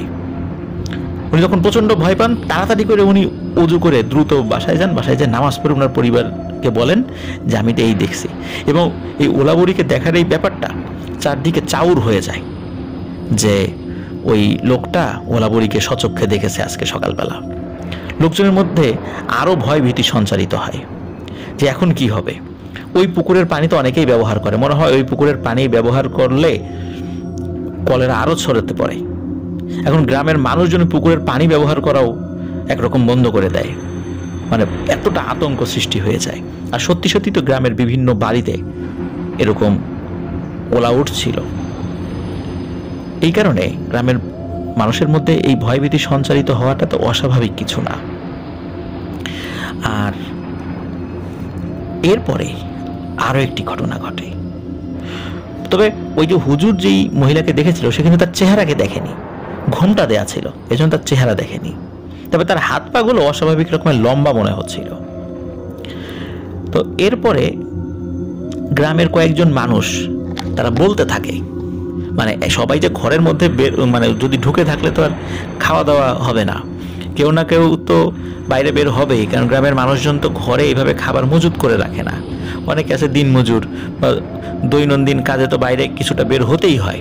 এরকম বেশ কয়েকজন বাইরে বের হয়েছে, নিজেদের মধ্যে দেখা হয়, তারা কাছাকাছি আসে না, এমনি তারা জিজ্ঞেস করে তোমার বাড়ির কী অবস্থা, এই কী অবস্থা। আর এর মধ্যে তারা বলে যে আমি রাত্রে এক মহিলাকে স্বপ্ন দেখছি, ভয়ানক এক চেহারা, ঘোমটা দেয়া, ঘোমটার মধ্যে চেহারা দেখা যায় না, তবে হালকা একটু দেখা যায়, মনে হচ্ছে যে চেহারাটা আগুনে পুড়ে গেলে যেমন হয় ঠিক তেমন, খুবই কুৎসিত ভয়ানক চেহারা, চোখগুলো জল জল করছে এবং সে বলছে যে কালো খাসি দিতে হবে, এটা দিতে হবে, সেটা দিতে হবে, এই ধরনের কথা বলছে। তো সকলে বলে মানে আরে তাই নাকি, আমিও তো এরকমই স্বপ্ন দেখছি। তো দেখা যাচ্ছে ওখানে উপস্থিত যারা যারা ছিল, 7-8 জন যারা ছিল, দূরে দূরে দাঁড়িয়ে বলছে যে মানে ওদের মধ্যে সিংহভাগ লোকই তারা একই রকমের স্বপ্ন দেখেছে। এখন কি করা যায়, তারা তো চিন্তা করছে এইভাবে তো চলতে দেওয়া যায় না, এভাবে তো গ্রামের মানুষ মরে সাফ হয়ে যাবে। তখন তারা চিন্তা করছিল, এর মধ্যে আরো একটি ঘটনা ঘটে। সেটা হলো ওই গ্রামের থেকে আরেকটা মানে আরো দূরে একটা বাজার ছিল, সেখানে হাট বসতো। তো ওই গ্রামের 2 জন লোক হাট করার জন্য সেখানে গিয়েছিল। তো হাট করতে করতে বেশ দেরি হয়ে যায়, আর দেরি হওয়ার কারণে তখন মানে সন্ধ্যা লেগে গেছে। সন্ধ্যার পরে তারা ফিরছিল, তখন তার গ্রামের মধ্যে যখন ফিরছিল হেঁটে হেঁটে, ওই সময় কিন্তু স্পষ্ট চাঁদের আলো ছিল, মানে মেঘ ছিল না আকাশে, একদম পরিষ্কার চাঁদের আলো তো অনেক দূর পর্যন্ত স্পষ্ট দেখা যাচ্ছে। তো ওই গ্রামের ওই রাস্তা দিয়ে হাঁটার সময় পুরাতন একটি অশ্বত্থ গাছ ছিল। ওই অশ্বত্থ গাছের কাছাকাছি তারা যখন এসেছে, তখন মানে একজন মহিলার কান্নার আওয়াজ তাদের কানে ভেসে আসে। যত অশ্বত্থ গাছের কাছে ওই রাস্তা দিয়ে হেঁটে যাচ্ছে, তত ওই কান্নার আওয়াজটা স্পষ্ট হচ্ছে, এবং কান্নার আওয়াজটা খুব মানে কর্কশ কান্না। মানে কোন একজন মহিলা তো যদি কর্কশভাবে কান্নাকাটি করে, হু হু করে এরকম কান্নাকাটি করে না, এবং সেটাও মানে অনেকটা ভয়ঙ্কর কান্না আর কি। এটা ঠিক আসলে ভাষায় বোঝানো সম্ভব নয়, আপনারা হয়তো একটু অনুমান করে নিতে পারেন প্রিয় লিসেনার্স। তো এই ধরনের কান্না করছে। তারা যখন কাছাকাছি এসেছে তখন দেখে একজন মহিলা সাদা কাপড় পরা, তাকে দেখে বোঝাই যাচ্ছে তিনি দাঁড়ালে অনেক লম্বা দেখা যাবে। সে হাঁটু ভাঁজ করে সেখানে মুখ গুজে কান্নাকাটি করছে। তো এই দৃশ্য দেখে তারা ওখান থেকে দ্রুত চলে যায় যে এটা তো ওলা বিবি হবে রে, এটা তো ওলা বিবি হবে, এর কাছেই যাওয়া যাবে না। তখন তারা অন্য দিক দিয়ে ঘুরে চলে যায়। এদিকে কি হয়, তারাও কিন্তু গ্রামে গিয়ে বলে যে রাতের বেলা ওই অশ্বত্থ গাছের নিচে আমরা ওলা বিবিকে দেখেছি। এরপর থেকে ওই রাস্তা দিয়ে মানুষজন হাঁটা আবার বন্ধ করে দেয়, যে সর্বনাশ, ওলা বিবির সাথে দেখা হয়ে গেলে তো বিপদ হবে। যদিও বা ওই 2 জন লোকের সাথে ওলা ওঠার ঘটনা ঘটেছিল কিনা এটা নিশ্চিতভাবে বলা যায় না। তো ওনারা এই সমস্যা দূর করার জন্য গ্রামবাসীর কয়েকজন তারা আরেক গ্রামে এক ভালো হুজুরের সাথে গিয়ে দেখা করেন। তো হুজুর সব কথা শোনেন, তাদেরকে বিস্তারিত সব বলেন যে কিভাবে প্রথম ঘটনাটা ঘটেছিল, কোন বাড়িতে এসেছিল, ওই মহিলা কি দেখেছিল, তার হাজবেন্ড এবং স্বামী মারা গেছে, তারপরে এই ঘটনা ঘটেছে, পুকুরে তাকে দেখা গেছে, পরে 2 জন লোক তাকে দেখেছে। তখন ওই হুজুর সব শোনেন, সব শোনার পরে বলেন যে আসলে আপনারা আরও আগে আসলে ভালো হতো, তাহলে অনেক লোক হয়তো বা বেঁচে যেত আল্লাহ তাআলার ইচ্ছায়। তো হুজুর এটাও বলেন যে আসলে এই ওলা বুড়ি এটি একটা কলেরার জীবাণু বাহক এক ধরনের ভয়ঙ্কর জিন। এটা বিভিন্ন এলাকায় ঢুকে পড়ে এবং এই রোগগুলো সে ছড়িয়ে দেওয়ার চেষ্টা করে, এবং একটা পর্যায়ে সে বিভিন্ন ধরনের জিনিস দাবি করে, এই জিনিসগুলো মানুষকে শিরকের মানে দিকে নিয়ে যায়। তো আপনারা কখনো এই কাজগুলো করবেন না, আল্লাহর রহমতে ইনশাল্লাহ এটার শেষ হবে, এটা একটা সময় শেষ হবে ইনশাল্লাহ। এটার কাজ আমি করব, তবে আপনাদেরকেও কিছু কাজ করতে হবে। তখন ওই হুজুর যেটি করেন, গ্রামবাসীদেরকে কিছু দোয়া শিখিয়ে দেন এবং বলেন যে সন্ধ্যার পর থেকেই আপনারা ঘরে বসে জিকির আজগার করবেন, যত পারেন জিকির আজগার করবেন, প্রয়োজনে সকালে ঘুমাবেন ফজরের নামাজ পড়ে, কিন্তু ফজরের আগ পর্যন্ত আপনারা জিকির আজগার করার চেষ্টা করবেন। কেউ না কেউ জিকির আজগার করতেই থাকবেন, বাড়ির সবাই একসাথে ঘুমাবেন না, কেউ না কেউ জেগে থাকবেন এবং উচ্চস্বরে জিকির আজগার করতে হবে। তখন এই মেসেজটা গ্রামের সব বাড়িতে পৌঁছে দেওয়া হয়, যেই বাড়িগুলোতে তখনও আক্রান্ত হয়নি, আর যারা আক্রান্ত হয়েছে তাদেরকেও শিখিয়ে দেওয়া হয় যে আপনারা ওটা পড়তে থাকেন। আক্রান্ত হয়েছে তাতে কি, হায়াত মওত আল্লাহর হাতে, ওলা বড়ির কি ক্ষমতা আছে কারো প্রাণ কেড়ে নেয়ার? নিশ্চয়ই না। সুতরাং এটা পড়তে থাকেন, গ্রামের সবাই ওইটা পড়তে থাকে, ওই আমলটা করতে থাকে।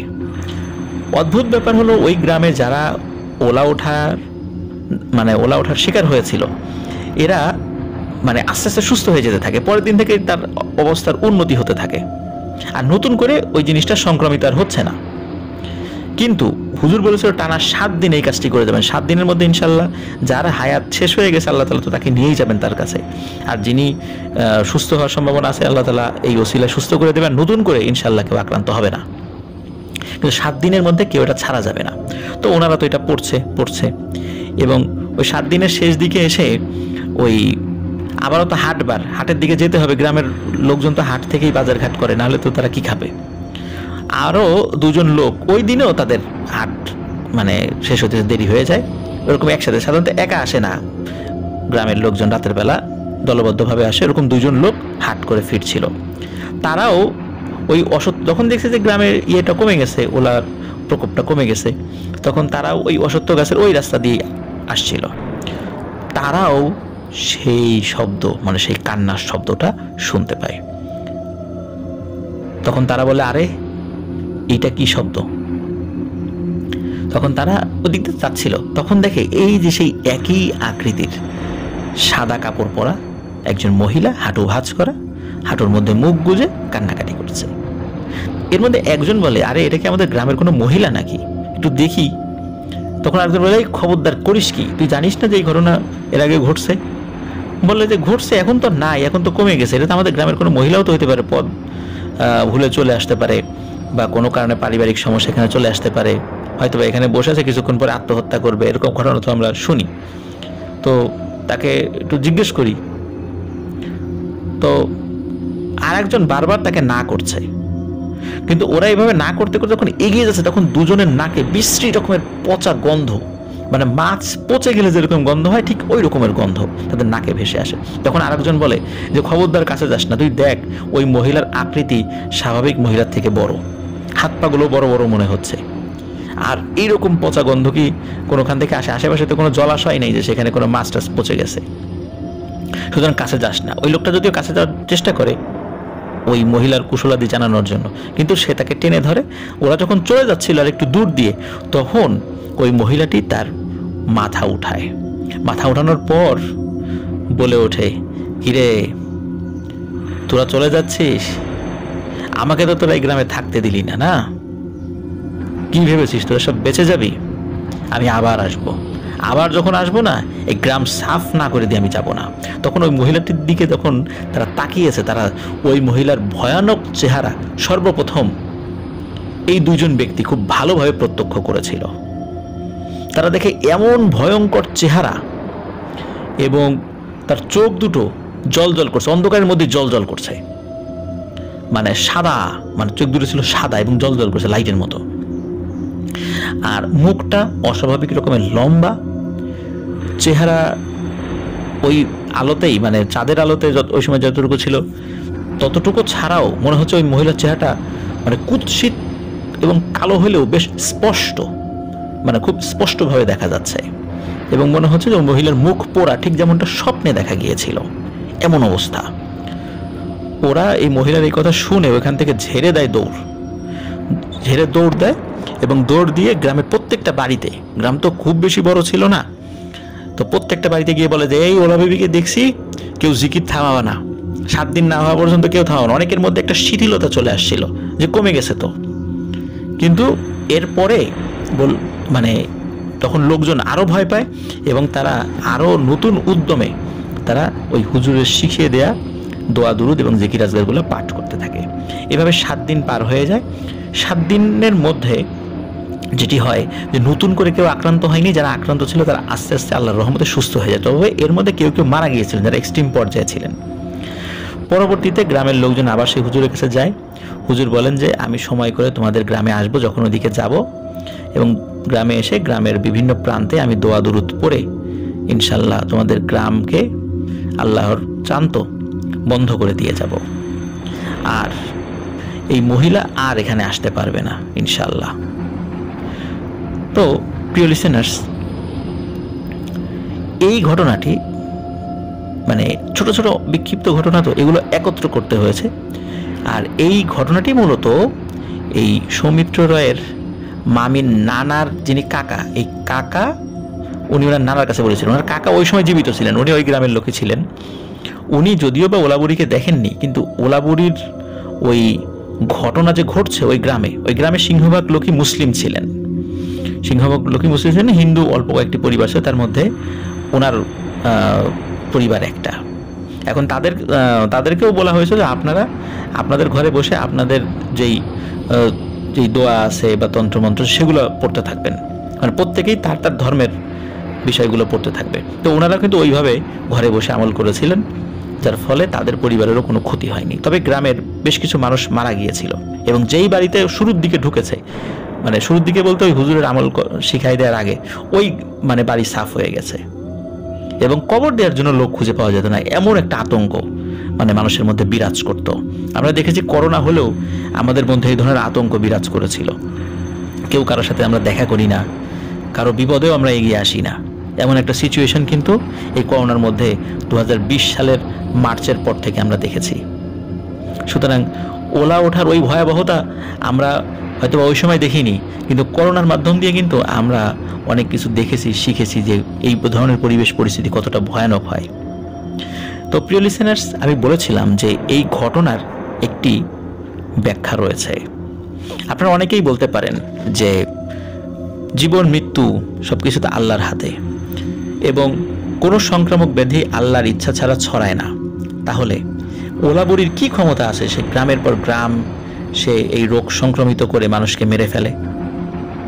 এটা কিভাবে হয়? আমি এই বিষয়ে একজন আলেমের সাথে কথা বলেছিলাম। তো তিনি এই বিষয়ে যেটা আমাকে বলেছেন, আমি আমার নিজের কথা বলছি না, তিনি বলেছেন যে দেখুন, আমরা যদি কোনো একটা রোগ, মারাত্মক একটা রোগ হয়, এবং ডাক্তার যদি বলে যে আপনি নিজেকে আইসোলেটেড রাখবেন, আপনার সংস্পর্শে অন্য লোকের এই রোগ হতে পারে, আমি যদি ইচ্ছাকৃতভাবে ওই কোনো একজন মানুষকে সেই রোগ ছড়িয়ে দেওয়ার জন্য তাকে আলিঙ্গন করি, টাচ করি, এবং তার ফলে ওই লোকের কিন্তু এটা হয়ে যাওয়ার সম্ভাবনা রয়েছে। তো এক ধরনের খুবই পিশাচ এবং দুষ্টু প্রকৃতির জিন হচ্ছে এই ওলাবুড়ি বা ওলা বিবি। ওরা এই ওলা রোগের বা কলেরা রোগের জীবাণু বহন করে, এবং ওরা এটা ছড়িয়ে দিতে চায়, এবং ছড়িয়ে দিয়ে মানুষের মধ্যে আতঙ্ক সৃষ্টি করতে যায়। এবং একটা পর্যায়ে কি হয় যে তারা কিছু ভোগ দাবি করে যে এটা আমাকে দাও, তখন গ্রামবাসীরা বাধ্য হয়ে এই জিনিসটা দেয় এবং সে সেখান থেকে চলে যায়, আর না দিলে পুরো গ্রাম সে সংক্রমিত করে। তো এই ধরনের ব্যাপারগুলো মূলত মানুষকে শিরকের মধ্যে নিয়ে যায়। আর ওলা বিবি চাইলেই যে কেন কোনো মানুষকে মেরে ফেলতে পারে বা সংক্রমিত করতে পারে বিষয়টা এরকম নয়। তবে সে যেহেতু এই রোগের জীবাণু বহন করে, যার কারণে এটা সংক্রমিত হয়ে যায়।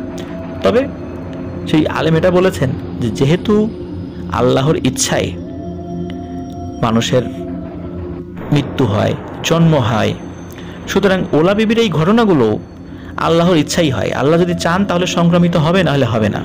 আর যারা মারা গিয়েছেন আল্লাহ তাআলা তাদেরকে ওইভাবেই মৃত্যু রেখেছিলেন, যার কারণে হয়েছে। তো এইভাবেই তিনি আমাকে ব্যাখ্যাটা দিয়েছিলেন। আর ওলাবুড়ির ঘটনাগুলো এখন খুব একটা শোনা যায় না। এর কারণ হলো যে এখন মানুষ অনেক সচেতন হয়েছে, তারপরে বিভিন্ন রোগের টিকা আবিষ্কৃত হয়েছে, যার ফলে ওলা বিবি সংক্রমিত করলেই যে মানুষ মারা যাবে বিষয়টা এরকম নয়। তবে আমি আমার আব্বুর মুখ থেকে শুনেছি, আমার যারা আরও আত্মীয় স্বজন যারা অনেক মুরব্বী তাদের মুখ থেকে শুনেছি, তারাও এই ভয়াবহ এই ওলার সংক্রমণ তারা দেখেছেন। গ্রামের পর গ্রাম সাফ হয়ে যেত, পরে বিশেষ রিচুয়াল করে এই সমস্যার সমাধান করতে হতো। তবে বিভিন্ন ক্ষেত্রে যে রিচুয়ালের কথাগুলো আমি শুনেছি, সেই রিচুয়ালগুলো আসলে রুকিয়া না, এটা শরিয়াহ সম্মত নয়। এটা ওই ওলা বিবিকে খুশি করা সংক্রান্ত রিচুয়াল, যার কারণে সেই ওই রোগের প্রকোপটা থেমে যেত। তবে আমি যেই ঘটনাটি এখন আপনাদেরকে শোনালাম, এটা কিন্তু শরিয়াহ সম্মতভাবে এই রিচুয়ালটা বা রুকিয়া করা হয়েছিল, যার ফলে ওই ওলা বিবিকে কোনো ভোগ দিতে হয়নি। এই জন্য তার খুব ক্ষোভ ছিল যে আমাকে তোরা তাড়িয়ে দিলি, আমি আবার আসবো। পরে সে আবার এসেছিল কিনা এটা কোনো এই ঘটনা আমরা আর পরবর্তী জানতে পারিনি, যেহেতু অনেক আগের ঘটনা, তবে হয়তো আর আসেনি। আর ঘটনাটি টাঙ্গাইলের মির্জাপুর উপজেলার কোনো একটি গ্রামের ঘটনা। এটা এক্স্যাক্ট যে কোন গ্রাম, এই গ্রামটি সৌমিত্র রায় আমাদেরকে বলতে পারেনি। প্রিয় লিসেনার্স, ওলা বেবি সংক্রান্ত এই ঘটনাটি আশা করছি আপনাদের অনেক অনেক ভালো লেগেছে। আপনারা এখন যারা আমাদের সাথে যুক্ত হয়েছেন, যারা এখন আমাদের চ্যানেল সাবস্ক্রাইব করেননি, তারা দ্রুত আমাদের চ্যানেল সাবস্ক্রাইব করে ফেলুন। আর আমাদের একটি ফেসবুক পেজ এবং গ্রুপ রয়েছে আফনান দ্য হরর ওয়ার্ল্ড নামে, যার লিঙ্ক আমাদের ভিডিও ডিসক্রিপশনে দেওয়া রয়েছে। সেখানে গিয়ে আফনান দ্য হরর ওয়ার্ল্ড পরিবারের সদস্য হয়ে যান। প্রিয় লিসেনার্স, চলুন আমরা চলে যাচ্ছি সৌমিত্র রায়ের পরবর্তী ঘটনায়।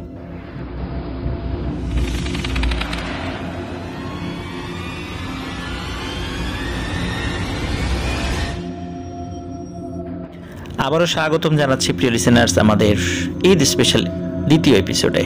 আশা করি আমাদের ঘটনাগুলো আপনাদের ভালো লাগছে। এখন যে ঘটনাটি আমি আপনাদের সাথে শেয়ার করতে যাচ্ছি, এই ঘটনাটি মূলত সৌমিত্র রায় সংগ্রহ করেছে তার মায়ের কাছ থেকে। তার মায়ের কাছ থেকে ঘটনাটি সংগ্রহের পর সে নিজেও সরেজমিনে সেখান থেকে তথ্য উপাত্ত সংগ্রহ করার চেষ্টা করেছে। মূলত এই পুকুরকে কেন্দ্র করে ঘটনাটির সূত্রপাত কবে থেকে হয়েছিল এই বিষয়ে সুনির্দিষ্ট কোনো তথ্য উপাত্ত সৌমিত্র রায় সংগ্রহ করতে পারেনি। এই পুকুরটি খনন করার সাথে সাথে কি কোনো ভৌতিক ঘটনা ঘটেছিল, বা খনন করার আগে কোনো কেউ স্বপ্ন দেখেছিল কিনা, বা কোনো ধরনের কোনো ঘটনা প্রচলিত আছে কিনা, সেই বিষয়ে কোনো কিছু এখনো জানা যায়নি। তবে জানার চেষ্টা করছে সে। তবে মূল ঘটনা যেটা আজকে আমরা শেয়ার করতে যাচ্ছি, সেই ঘটনাটি ঘটেছিল 1977 কি 78 সালের দিকে। ঘটনাটি ছিল এমন, ওই পুকুর যেখানে রয়েছে ওই পুকুরের সাইড দিয়ে কিন্তু আরো ঘরবাড়ি রয়েছে। তো সেখানে এক রাতের বেলা হঠাৎ করে ওই বাড়ির লোকজন গভীর রাতে তারা ঘুমিয়েছিল, তারা শব্দ শুনতে চট চট চট চট শব্দ, মনে হচ্ছে গাছের ডাল ভেঙে যাচ্ছে, ডাল ভেঙে পড়ে গেলে বা গাছ যদি উপড়ে পড়ে যায় এক ধরনের শব্দ হয় না, ওইরকম শব্দ, এবং সেই সাথে মাটিতে কম্পন হচ্ছে। তো ওই বাড়ির লোকজন মনে করছে আরে ভূমিকম্প নাকি। এই চিন্তা করে তারা হুড়মুড় করে ঘর থেকে বের হয়েছে। তো ঘর থেকে বের হয়ে দেখেন না, গাছের কোনো ডালপালা নড়াচড়া করছে না, তারপরে সব কিছু স্বাভাবিক। তাহলে এই শব্দটা কোত্থেকে আসলো? তখনও কিন্তু মনে হচ্ছিল যে একটা শব্দ হচ্ছে। তখন তারা অনুধাবন করে যে এই শব্দটা আসছে ওই পুকুর থেকে, যে পুকুরকে স্থানীয়ভাবে এখনো বড় পুকুর নামে চেনে। তো তারা কি করে, যাদের হাতে টর্চ ছিল, হারিকেন ছিল, যারা যেভাবে ওই মুহূর্তে আলোর ব্যবস্থা করতে পেরেছিল, তারা সবাই মিলে সেই পুকুরের দিকে যায়। তো পুকুরের দিকে যাওয়ার পর দেখতে পায় যে পুকুরের যেই পাশটাতে ঘাটলা আছে, ঘাট আছে, আগেকার দিনে তো আসলে এরকম পাকা করা ঘাট থাকতো না। ওই সময় গাছের গুঁড়ি, তারপরে বিভিন্ন কাঠ, তারপরে খেজুর গাছ, এইগুলো ফেলে দিয়ে উঠা নামার ব্যবস্থা করতো। ওটাই ছিল ঘাট। ছোটবেলায় কিন্তু আমরা এরকম ঘাটে অনেক গোসল করেছি, আর এই অভিজ্ঞতা হয়তো আপনাদেরও আছে। তো ওই রকম ঘাট ছিল সেখানে। এই ঘাটের উল্টো পাশে তারা দেখছে যে পার রয়েছে সেখানে মাটি চটচট চটচট করে ফেটে যাচ্ছে, আস্তে আস্তে সরে যাচ্ছে, এবং ওইদিকে তো অনেক গাছপালা ছিল, ওই গাছপালাগুলোই মূলত একটার উপরে আর একটা পড়ে যাচ্ছিল। এই শব্দগুলোই তারা পাচ্ছিল, এবং এখনো সেটা হয়ে চলছে। তারা ওই জায়গায় দাঁড়ানো অবস্থায় তারা সেটা দেখছে। একটা সময় কি হয়, ওই যে মাটিটা ফেটে গেছে, বেশ ফাঁকা হয়ে গেছে, ওর ভেতর থেকে মনে হচ্ছে কিছু একটা উঠছে। আস্তে আস্তে সেটা উঠতে থাকে। দূর থেকে তারা আসলে অতটা বুঝতে পারছে না জিনিসটা কি। তার দূর থেকে মনে হচ্ছে যে তারা যেটা বুঝতে পারে যে বিশাল আকৃতির একটা পাতিল, একটা ধাতব পাতিল, যেটা ঢাকনা দিয়ে মুখ আটকানো। সেটা কি করে, মাটির ভেতর থেকে নাকি আস্তে আস্তে আস্তে আস্তে মাটির উপরের দিকে ওঠে, এবং উপরের দিকে ওঠার সাথে সাথে সা করে আকাশের দিকে উড়ে যায়। আকাশের দিকে উড়ে কিন্তু খুব বেশি দূর যায়নি, শূন্যে উড়ে যায়, এবং শূন্য থেকে আবার ধপাস করে ঠিক পুকুরের মাঝখানে গিয়ে পড়ে। এবং যখন ধপাস করে পড়েছে, চতুর্দিকে কিন্তু পানি ছড়িয়ে গেছে এবং বিশাল ঢেউয়ের সৃষ্টি হয়েছে। সকলের সামনে ওই পাতিলটি আবার পানির নিচে ডুবে যায়। সকলে দৃশ্য দেখে খুব ভয় পায়, এবং তারা বলে আরে এটা কি দেখলাম। আর তারা যেহেতু ভয় পেয়েছিল, তারা দ্রুত ওইখান থেকে সরে চলে যায়। পরদিন সকালবেলা তারা এসে দেখে যে গত রাত্রে যতটুকু ফাটা দেখেছিল মাটি, যে বিশাল হা হয়ে আছে মাটি, তো তারা অতটা নাই, এখন কিছুটা সংকুচিত হয়েছে। তখন ওই আশেপাশের লোকজন যেটা করে, আশপাশ থেকে মাটি কেটে এনে ওই জায়গা ফেলে, গাছের ডালপালা এই জিনিসগুলো দেয়, তারপরে ওখানে যে গাছগুলো উপরে পড়ে গিয়েছিল সেগুলো তারা সেখান থেকে সরিয়ে ফেলে। মানে তারা চেষ্টা করছে ওই জায়গাটা যতদূর সম্ভব স্বাভাবিক করার জন্য। এরপর থেকে নাকি ওই গ্রামের কেউ কেউ স্বপ্ন দেখতো, স্পেশালি ওই পুকুরের একদম পার্শ্ববর্তী যে কয়েকটা বাড়ি রয়েছে এই বাড়ির কেউ কেউ স্বপ্ন দেখতো। কেউ স্বপ্নে এসে তাদেরকে বলছে যে তোরা এই পুকুরে এই জিনিস দিবি, সেই জিনিস দিবি, পাঠা বলি দিবি, গরু জবাই করবি, এই জিনিসগুলো বলতেছে, তাহলে এই যে ধন সম্পত্তি তোদেরকে দিয়ে দিও, তোরা বড়লোক হয়ে যাবে, এই ধরনের স্বপ্ন দেখতো। কিন্তু কেউই বড়লোক হওয়ার আশায় এই সাহসটি করতো না। সকলে চিন্তা করতো গরিব আছি ভালো, কিন্তু এই আপদ ডেকে ঘরে আনতে পারবো না, এরকম স্বপ্ন মাঝে মাঝে নাকি তারা দেখতো। এবার আসি আরো একটি ভয়ানক অভিজ্ঞতায়। এবার যে অভিজ্ঞতাটি শেয়ার করতে যাচ্ছি এটি সৌমিত্র রায়ের মা মানে আন্টি, এটা ওনার নিজের সঙ্গে ঘটেছিল। এই ঘটনাটি যখন ঘটেছিল তখন কিন্তু এই যে যেই পাতিলের যে ব্যাপারটা বললাম, এটা কিন্তু একদম কাছাকাছি সময়, মানে একদম পিঠাপিঠি সময়, খুব বেশি সময়ের গ্যাপ এখানে নেই। ওই সময়ে ওই পুকুরটা নিয়ে কিন্তু আতঙ্ক কিন্তু আছে, অনেকে জানতো, কিন্তু ওই পাতিলটা পড়ে যাওয়ার পরে আসলে ওই রকম ভাবে আরো ভয়ানক কিছু সরাসরি কেউ প্রত্যক্ষ সেভাবে করেনি। সৌমিত্র রায়ের মা মানে আন্টি, উনি তখন তো ছোট ছিলেন, খুব বেশি বয়স ছিল না। উনি কি করেন, উনি ওইখানে গোসল করতে যান আরো লোকাল আরো কয়েকজন মহিলার সাথে, তারা একসাথে গোসল করতে যেতেন। ওরা যখন যেতেন তখন আবার পুরুষ মানুষ আসতো না, মানে গ্রামে কিন্তু যে পুকুরগুলো থাকে গোসলের ক্ষেত্রে সবাই এই একটা সিস্টেম মেনটেন করার চেষ্টা করে। তো উনি গিয়েছেন। তো সৌমিত্র রায়ের মা মানে আন্টির ভাষ্য অনুযায়ী উনি ওই ঘাটে বসে, মানে একটা গাছের গুড়ি ওর উপরে বসে ওনার পাটা পুকুরের মধ্যে মানে পানির মধ্যে ডুবিয়ে দিয়েছেন এবং সাবান দিয়ে উনি ওনার হাত পা ডলছেন। হঠাৎ করে উনি লক্ষ্য করেন পুকুরের ঠিক মাঝখানে পানির মধ্যে একটা আলোড়ন সৃষ্টি হচ্ছে। মনে হচ্ছে নিচ থেকে প্রথমে একটু বুদবুদ আসে, তারপরে আরো একটু আলোড়ন সৃষ্টি হচ্ছে। মানে বড় কোনো মাছ কোনো একটা জায়গায় দাঁড়িয়ে যদি মাঝে মাঝে অনেক সময় তার উপস্থিতি জানান দেয় না, নিচ থেকে হঠাৎ করে পানির একটা ঢেউ উপর দিকে উঠে আসে, এরকম কিন্তু হয়, আমরা দেখি যে, তাহলে আমরা বুঝতে পারি ওখানে বড় কোনো মাছ আছে। শুরুতে এরকম অল্প হয়, তখন এই বিষয়টা স্বাভাবিকভাবে নিয়েছিলেন, কারণ পুকুরে তো টুকটাক মাছ আছে, মাছ এরকম করতে পারে। কিন্তু এরপরে যেটা হয়, আরো বড় একটু জায়গা নিয়ে আবার একই রকম ভাবে পানির মধ্যে আলোড়ন সৃষ্টি হয় এবং এটা বারবার হচ্ছিল এবং মনে হচ্ছে যে এই আলোড়ন সৃষ্টিকারী যে এরিয়াটা সেটা আস্তে আস্তে বড় হচ্ছে। এটা কিন্তু সৌমিত্রের মা মানে আন্টি সহ আরো যে লোকজন ছিল তারাও সেটা দেখছিল। তারা শুরুতে বিষয়টার মানে বাস্তবতা বুঝতে পারছিল না যে আসলে কি কারণে এটা হচ্ছে। এর খানিকক্ষণ পরেই একটি ভয়ানক ঘটনা ঘটে। এটা কিন্তু একদম দিনের বেলার ঘটনা। তারা দেখতে পারে যে ওই যেই জায়গাটাতে আলোড়ন সৃষ্টি হচ্ছিল সেই জায়গাতে পানির নিচ থেকে ভুস করে কিছু একটা ভেসে ওঠে। এটা ঠিক কোন একটা পিঠের মতো মনে হচ্ছে, কোন একটা পিঠ, তৈলাক্ত চকচক একটা পিঠ, এরকম একটা কিছু ভেসে উঠেছে। জিনিসটা দেখতে ঠিক এমন, সেটা হলো যে অনেক সময় আমরা পানির মধ্যে শুশুক দেখি বা ডলফিন দেখি। আমাদের বাংলাদেশে যেরকম আমরা নদীর মধ্যে এরকম শুশুক দেখি না, যে হঠাৎ করে খালি পিঠটা ভাসিয়ে দিয়েছে আবার ডুবে যায়, কিছুক্ষণ পরে আবার ওঠে, এরকম কিন্তু আমরা অনেক দেখেছি, আমি নিজে অনেকবার দেখেছি। এটাকে অনেকে শিশু বলে, আসলে এটার মূল হচ্ছে শুশুক। তো এই জিনিসটি একবার পিঠ ভাসাচ্ছে আবার ডুবাচ্ছে, কিছুক্ষণ পরে আবার ভাসাচ্ছে আবার ডোবাচ্ছে, এই জিনিসটা দেখছে। তো দেখতে দেখতে একটা সময় মানে মনে হচ্ছে যে এই জিনিসটি আস্তে আস্তে তার শরীরের বড় একটা অংশ, মানে শুরুতে মনে করছে একটা ছোট্ট একটা কিছু, কিন্তু মনে হচ্ছে এটা আস্তে আস্তে তার শরীরের বড় একটা অংশ একবার ভাসাচ্ছে একবার ডোবাচ্ছে। তখন এই সৌমিত্র রায়ের মা আন্টি উনি প্রচণ্ড ভয় পান এবং সাথে অন্য মহিলারা যারা ছিল তারা প্রত্যেকে ভয় পান এবং প্রত্যেকে ওরে মা গো বাবা গো মরে গেলাম, পানির মধ্যে আমাদেরকে টেনে নিয়ে গেল, এই বলে চিৎকার করতে করতে তারা বাড়ির দিকে দৌড় দেন। তখন ওই গ্রামের যারা লোকজন আরও যারা আশেপাশে ছিল তারাও চলে আসে, যে কি হয়েছে বলে এই ঘটনা। তখন তারা দেখে ওই সময় ওই আলোড়নটা নেই।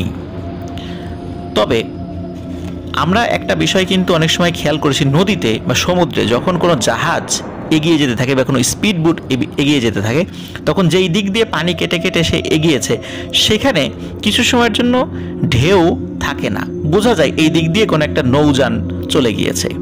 কিন্তু পুকুরের মাঝখানে ওইখানে যাওয়ার পর মনে হচ্ছিল এইখানে কিছু সময়ের জন্য সেখানের পানিগুলো খুব শান্ত, কোনো ঢেউ নেই এবং মনে হচ্ছে এইখানে কিছু একটা একটু আগেও ছিল। স্থানীয় কয়েকজন লোক এই জিনিসটির নাম দেয় চুলমেরা। খুবই একটা অদ্ভুত শব্দ চুলমেরা, এর অর্থ কি তাও জানি না, বা সৌমিত্র রয়টা বলতে পারেনি। স্থানীয়ভাবে অনেকেই বলে এই পুকুরের নিচে ভয়ানক কোনো একটি জিনিস রয়েছে, যেই জিনিসটি মাঝে মাঝে তার অবস্থান জানান দেয়। তো এই ঘটনার মোটামুটি অল্প কিছুদিন পর স্থানীয় এক মহিলা, উনি এক অদ্ভুত স্বপ্ন দেখত, তার পুরোটাই স্বপ্নের মধ্যে হতো। স্বপ্নের মধ্যে তিনি দেখত যে গভীর রাত্রে গম্ভীর শব্দে কেউ তাকে ডাকছে, নাম ধরে ডাকছে। তো নাম ধরে ডাকার পর উনি উনি নাকি ঘর থেকে বের হয়ে যেতেন, পুরোটা কিন্তু স্বপ্নের মধ্যে। উনি ঘর থেকে বের হয়ে যেতেন, বের হয়ে উনি পুকুর পাড়ে চলে যেতেন। পুকুর পাড়ে যাওয়ার পর তিনি নাকি শুনতেন যে ওই শব্দটা পানির নিচ থেকে, মানে পুকুরের নিচ থেকে আসছে, খুব গম্ভীর শব্দ। তা উনি ওই পানির মধ্যে নেমে চলে যেতেন। পানির মধ্যে নেমে পুকুরের নিচে গিয়ে দেখতেন সেখানে একটা অন্য জগৎ, বিশাল এক জগৎ রয়েছে। নিচে আর পানি নেই, সম্পূর্ণ ভিন্ন এক জগৎ। তো সেখানে চলে যাওয়ার পর উনি দেখতেন ভয়ানক কালো আকৃতির একটা বিশাল মোটা সাপ সেখানে বসে আছে। সেই সাপ মানুষের মতো তার সাথে কথা বলতো। তখন বলতো, কিরে আসছিস অবশেষে, তোকে এত ডাকি কিন্তু তুই আসতে শুধু দেরি করিস, এখন তো তোকে আর যেতে দেব না। তখন তিনি চিৎকার করে বলতেন, না আমি বাড়ি যাব। আর ঘুমের মধ্যে তিনি আমি বাড়ি যাব করতে করতে ঘুম থেকে জেগে উঠতেন। উনি এই স্বপ্নটা অনেকবার দেখেছেন। মূলত এই সমস্ত বিষয় পর্যালোচনা করেই গ্রামবাসী ওই পুকুরের মধ্যে থাকা ভয়ানক ওই প্রাণীটার নাম দেন চুলমেরা। এবার আসি আরও একটি অদ্ভুত ঘটনায়। এই ঘটনাটি মূলত এই বিধান মামার ঘটনা কিন্তু এর আগে কয়েকটা আমরা বলেছি। তো এই বিধান মামার বড় ভাবি, উনি এটা সৌমিত্র রায়কে বলেছেন। ওই পুকুর নিয়ে যখন কথা হচ্ছিল তখন ওই বিধান মামার বড় ভাবি তিনি বলেন যে আরে ওই পুকুরে তো আমিও ভয় পেয়েছি। তখন ওই বিধান মামার বড় ভাবি উনি ওনার সঙ্গে ঘটে যাওয়া একটি ভয়ানক ঘটনা সৌমিত্র রায়কে বলেন। তিনি বলেন আজ থেকে 15 কি 20 বছর আগে একটি ভয়ানক ঘটনা ওনার সঙ্গে ঘটেছিল। বাড়ির কাজ করতে করতে উনি ক্লান্ত হয়ে গিয়েছিলেন। কখন যে বেলা গড়িয়ে বিকেল গড়িয়ে সন্ধ্যা হয়ে গেছে ওনার আসলে হুঁশ ছিল না। এদিকে সারাদিন বিভিন্ন কাজ করতে করতে উনি ক্লান্ত ছিলেন। তো এখন ওনার তো গোসল করার দরকার। এখন ওই পুকুরে সাধারণত ওনারা কেউ গোসল করতেন না, কিন্তু আর একটা যে পুকুর রয়েছে এই পুকুরে যেতে ওনার আবার কিছুটা সময় লাগতো। এদিকে সন্ধ্যা লেগে গেছে, এই জন্য উনি চিন্তা করেন যেহেতু ওই কাছাকাছি পুকুর আছে দ্রুত এখান থেকেই ডুব দিয়ে গোসল করে আসি। তো উনি ওই চিন্তা করে একাই সেই পুকুরে চলে যান। তো উনি যখন কোমর পর্যন্ত পানিতে নেমেছেন, নামার পরে ওনার কাছে মনে হচ্ছে, মানে হঠাৎ করে তার মনে হলো যে ওই পুকুরের যে ওই পাড়ের চারদিকে কিন্তু অসংখ্য ঝোপঝাড় রয়েছে, এখনো ঝোপঝাড় রয়েছে আর কি। তো ওই পুকুরের পাড়ে একটা গাছ রয়েছে, ওই গাছের মাথা থেকে কোনো একটা জিনিস সা করে ঝাঁপ দিয়ে মাছ মানে পুকুরে পড়লো ধপাস করে। এবং উনি কিন্তু গোসল করতে করতে ওনার চারদিকে মানে অনেক সময় থাকে না, আমরা যদি সামনের দিকে তাকাই তখন আশেপাশে আমাদের চোখের ডানে বায়ে কিন্তু কিছু জিনিসের উপস্থিতি বা নড়াচড়া আমরা টের পাই। ঠিক সেরকমভাবেই মনে হচ্ছিল, কারণ মনে হওয়ার পিছনে ওনার আরেকটা কারণ ছিল, প্রথমে খচ খচ শব্দ হচ্ছিল। এই কারণে উনি এক নজর ওই শব্দের উৎসের দিকে তাকিয়েছিলেন। উনি যখন ওই উৎসের দিকে তাকিয়েছেন তখন মূলত মনে হচ্ছিল একটি গাছের উপরে বিশাল একটা অবয়ব দাঁড়িয়ে আছে। তো উনি শুরুর দিকে এটা পাত্তা দেননি। অনেক সময় এই সন্ধ্যা লেগে গেছে তো গাছের ডালগুলোকেও বা এরকম মনে হয় যে এটা একটা কোনো একটা অবয়ব, কিন্তু পরবর্তীতে তার কয়েক সেকেন্ড পরেই মনে হলো ওই অবয়বটি মানে সাঁ করে পুকুরের ঠিক মাঝখানে ঝাঁপ দিয়েছে। তো ঝাঁপ দেওয়ার পরে সেখানে আলোড়ন সৃষ্টি হয়, পানিতে শব্দ হয়। তো উনি ভয় পান যদিও, তো উনি মনে করেছেন কোনো ডাল ভেঙে পড়েছে হয়তো বা, এরকমটা মনে করেছেন। কিন্তু পরক্ষণেই তার ভুল ভাঙে। উনি ভয়ানক একটা জিনিস দেখতে পান। সেটা হলো যেই জায়গাটাতে ওই জিনিসটা পড়ল তার মিনিট খানেক পরে উনি দেখতে পান নিচ থেকে কিছু একটা জিনিস ভেসে উঠছে, এবং স্পষ্টত বুঝতে পারলেন ওই জিনিসটি কোন একটা মানুষের মাথার মতো। মাথাটা কুচকুচে কালো, আর সেটার দুটো কান রয়েছে। মাথাটা আস্তে আস্তে ভেসে উঠেছে, কানের যে লতি পর্যন্ত এইটুকু পর্যন্ত ভেসে উঠেছে। ওই জিনিসটার চোখ আছে কি নেই এটি উনি ঠিক বুঝতে পারছিলেন না। ওনার বর্ণনা অনুযায়ী জিনিসটা এমন দেখাচ্ছিল একটি পাতিল, বড় একটি পাতিল, যে পাতিলের নিচে কালি রয়েছে, এমন একটি পাতিল যদি উল্টো করে পুকুরের পানিতে রেখে দেয়া হয় ঠিক কতটুকু ভেসে ওঠে, ওই জিনিসটা ওই রকম দেখাচ্ছিল। এবং আস্তে আস্তে মনে হচ্ছিল ওই জিনিসটা ওনার দিকে এগিয়ে আসছে, এবং ওনার পা মনে হচ্ছিল আস্তে আস্তে ওই পুকুরের কাদার মধ্যে লেগে যাচ্ছে, উনি নড়তে পারছিলেন না। তো উনি ওনার সর্বশক্তি দিয়ে উনি চেষ্টা করতে থাকেন ওখান থেকে সরে যাওয়ার, এবং উনি চিৎকার করতে থাকেন, ও বাবা গো, মা গো, আমার নিয়ে গেল, এরকম চিৎকার করতে থাকেন। একটা সময় মনে হলো উনি সরে যেতে পারছেন, তখন উনি ওখান থেকে সরে আবার ওই যে গাছের গুঁড়ি রয়েছে ওই ঘাটে ওর উপর উঠে পড়েন এবং দৌড়ে উনি বাড়িতে চলে যান। ওনার চিৎকারে ওনার বাড়ির লোকজন চলে আসে, বলে কি হয়েছে সব ঘটনা খুলে বলেন।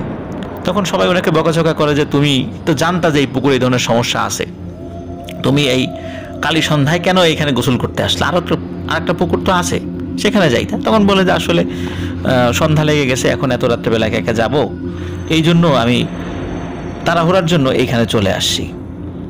তো এই যে ঘটনা, এই যে কয়েকটি ঘটনা ওই পুকুরকে কেন্দ্র করে মানে ঘটেছে।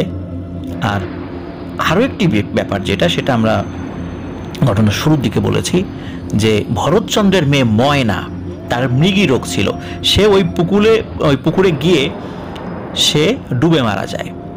তার যদিও বা মৃগী রোগ ছিল, আমরা জানি যে মৃগী রোগীরা কিন্তু পানি দেখলে তাদের মৃগী রোগটা অনেক ক্ষেত্রে বেড়ে যায়, এমনিতেও হয় কিন্তু পানি দেখলে বেড়ে যায়। আর মৃগী রোগীদের কিন্তু পুকুরে বা এই ধরনের জলাশয়ে গোসল করতে যাওয়া সবাই বারণ করে থাকেন, কারণ যদি পানিতে নেমে মৃগী রোগ সৃষ্টি হয় তাহলে কিন্তু মৃত্যু অবধারিত।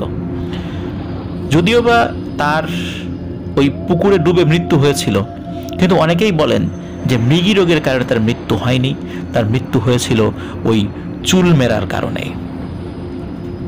গত অনেক দিন যাবৎ ওই পুকুরে কোনো ঘটনার নিদর্শন শোনা যায় না যে ঘটেছে, বা ঘটলেও কোনো ছোটোখাটো ঘটনা ঘটতে পারে। কিন্তু শুরুতেই বলেছি যে ওই পুকুর খনন করার সময় কোনো ঘটনা বা 1977-78 সালের আগে কোনো ঘটনা হয়েছিল কিনা সৌমিত্র রয় এখনও তেমন কোনো তথ্য সংগ্রহ করতে পারেননি। তো এটি ছিল ঘটনা। আশা করছি প্রিয় লিসেনার্স, আপনারা যারা পুকুর কেন্দ্রিক ঘটনা শুনতে চান, এই ঘটনাটি আপনাদের খুবই ভৌতিক আনন্দ দিতে সক্ষম হয়েছে ইনশাল্লাহ। চলুন আমরা চলে যাই আমাদের পরবর্তী ঘটনায়। তবে আমাদের চ্যানেলে এখন যারা নতুন শুনছেন বা এখনও যারা সাবস্ক্রাইব করেনি তারা দ্রুত সাবস্ক্রাইব করে ফেলুন। আর আমাদের আপনার দ্য হরর ওয়ার্ল্ড নামে একটি ফেসবুক পেজ এবং গ্রুপ রয়েছে, যার লিঙ্ক আমাদের ভিডিও ডিসক্রিপশনে দেওয়া রয়েছে, সেখান থেকে আপনার দ্য হরর ওয়ার্ল্ড পরিবারের সদস্য হয়ে যান।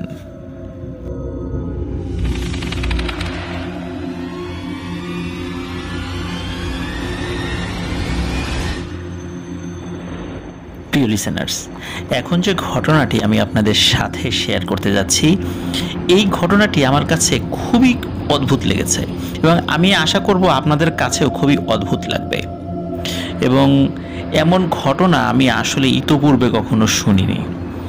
এটি একটি অলৌকিক সাপকে কেন্দ্র করে। ঘটনাটি মূলত ঘটেছিল শরীয়তপুর জেলার সখীপুর থানার কোনো একটি গ্রামে। সখীপুর থানায় 9টি ইউনিয়ন রয়েছে। উত্তর তারাবনিয়া, দক্ষিণ তারাবনিয়া, চর, সেন্সাস, এরকম নামের অনেকগুলো বলতে 9টি ইউনিয়ন রয়েছে। এখন এই 9টি ইউনিয়নের মধ্যে কোনো একটি গ্রামে এই ঘটনা ঘটেছিল।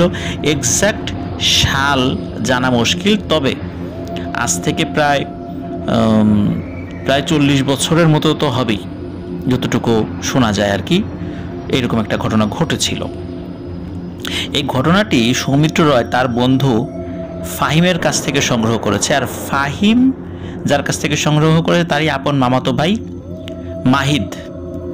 মাহিদের কাছ থেকে যে এই ঘটনাটি সংগ্রহ করেছে, মাহিদের কাছ থেকে ওই সময়ে আরও আগে এই ঘটনাটি সংগ্রহ করেছিল। ওই ফোনে রেকর্ড করা ছিল সেই ঘটনাটি। রেকর্ডটা খুবই অস্পষ্ট, তো আমি ওই রেকর্ডটা শুনেছি এবং পরবর্তীতে এই ঘটনার বিষয়ে আরও বিস্তারিত তথ্য সংগ্রহ করতে বলি।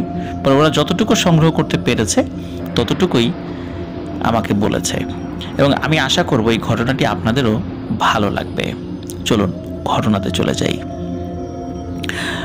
ঘটনা ঘটে একটি বিশাল বাঁশঝাড় এবং বাঁশঝাড় সংলগ্ন বনও রয়েছে, মানে অনেক ঝোপঝাড় গাছপালা রয়েছে। এই বাঁশঝাড় এবং তৎসংলগ্ন এই বন উজাড়কে কেন্দ্র করে স্থানীয় কিছু লোকজন এই জায়গাটি মানে ফাঁকা করে সেখানে বসতভিটা নির্মাণের একটা উদ্যোগ গ্রহণ করে। তো তারা মূলত ওই বাঁশঝাড়ের অংশটা এটা দিয়ে কাটা শুরু করে। তখন তারা যখন কাটছিল, মানে কাটা শুরু করেছে, কোথা থেকে যেন হন্তদন্ত হয়ে একজন ওঝা সে আসে। এই ওঝা মূলত সাপে কাটা বা এই টাইপের কাজগুলো আর কি, এই ট্রিটমেন্টগুলো সে করতো। তো সেই ওঝা এসে বলে যে আপনারা এই জায়গাটা কাটেন না, কাটলে আপনাদের সমস্যা হবে। তখন স্থানীয় লোকজন বললে কেন, কি সমস্যা হবে? তখন সেই ওঝা বলে যে এই জায়গাতে বহু পুরনো একটি সাপ রয়েছে। এই সাপের বয়স 400 বছরেরও বেশি। এই সাপটা আকৃতিতে খুবই ছোট এবং কুচকুচে কালো। তার চোখ দুটো সাদা, কিন্তু রাগলে চোখ দুটি লাল বর্ণ ধারণ করে। এই সাপ এখানে রয়েছে বহু বছর ধরে। আপনারা এই জায়গাটা উজাড় করেন না, আপনারা অন্য কোনো জায়গায় যান, কিন্তু এইখানে কাটবেন না। স্পেশালি এই বাঁশঝাড়ের যে অংশটুকু, এটুকু কাটবেন না।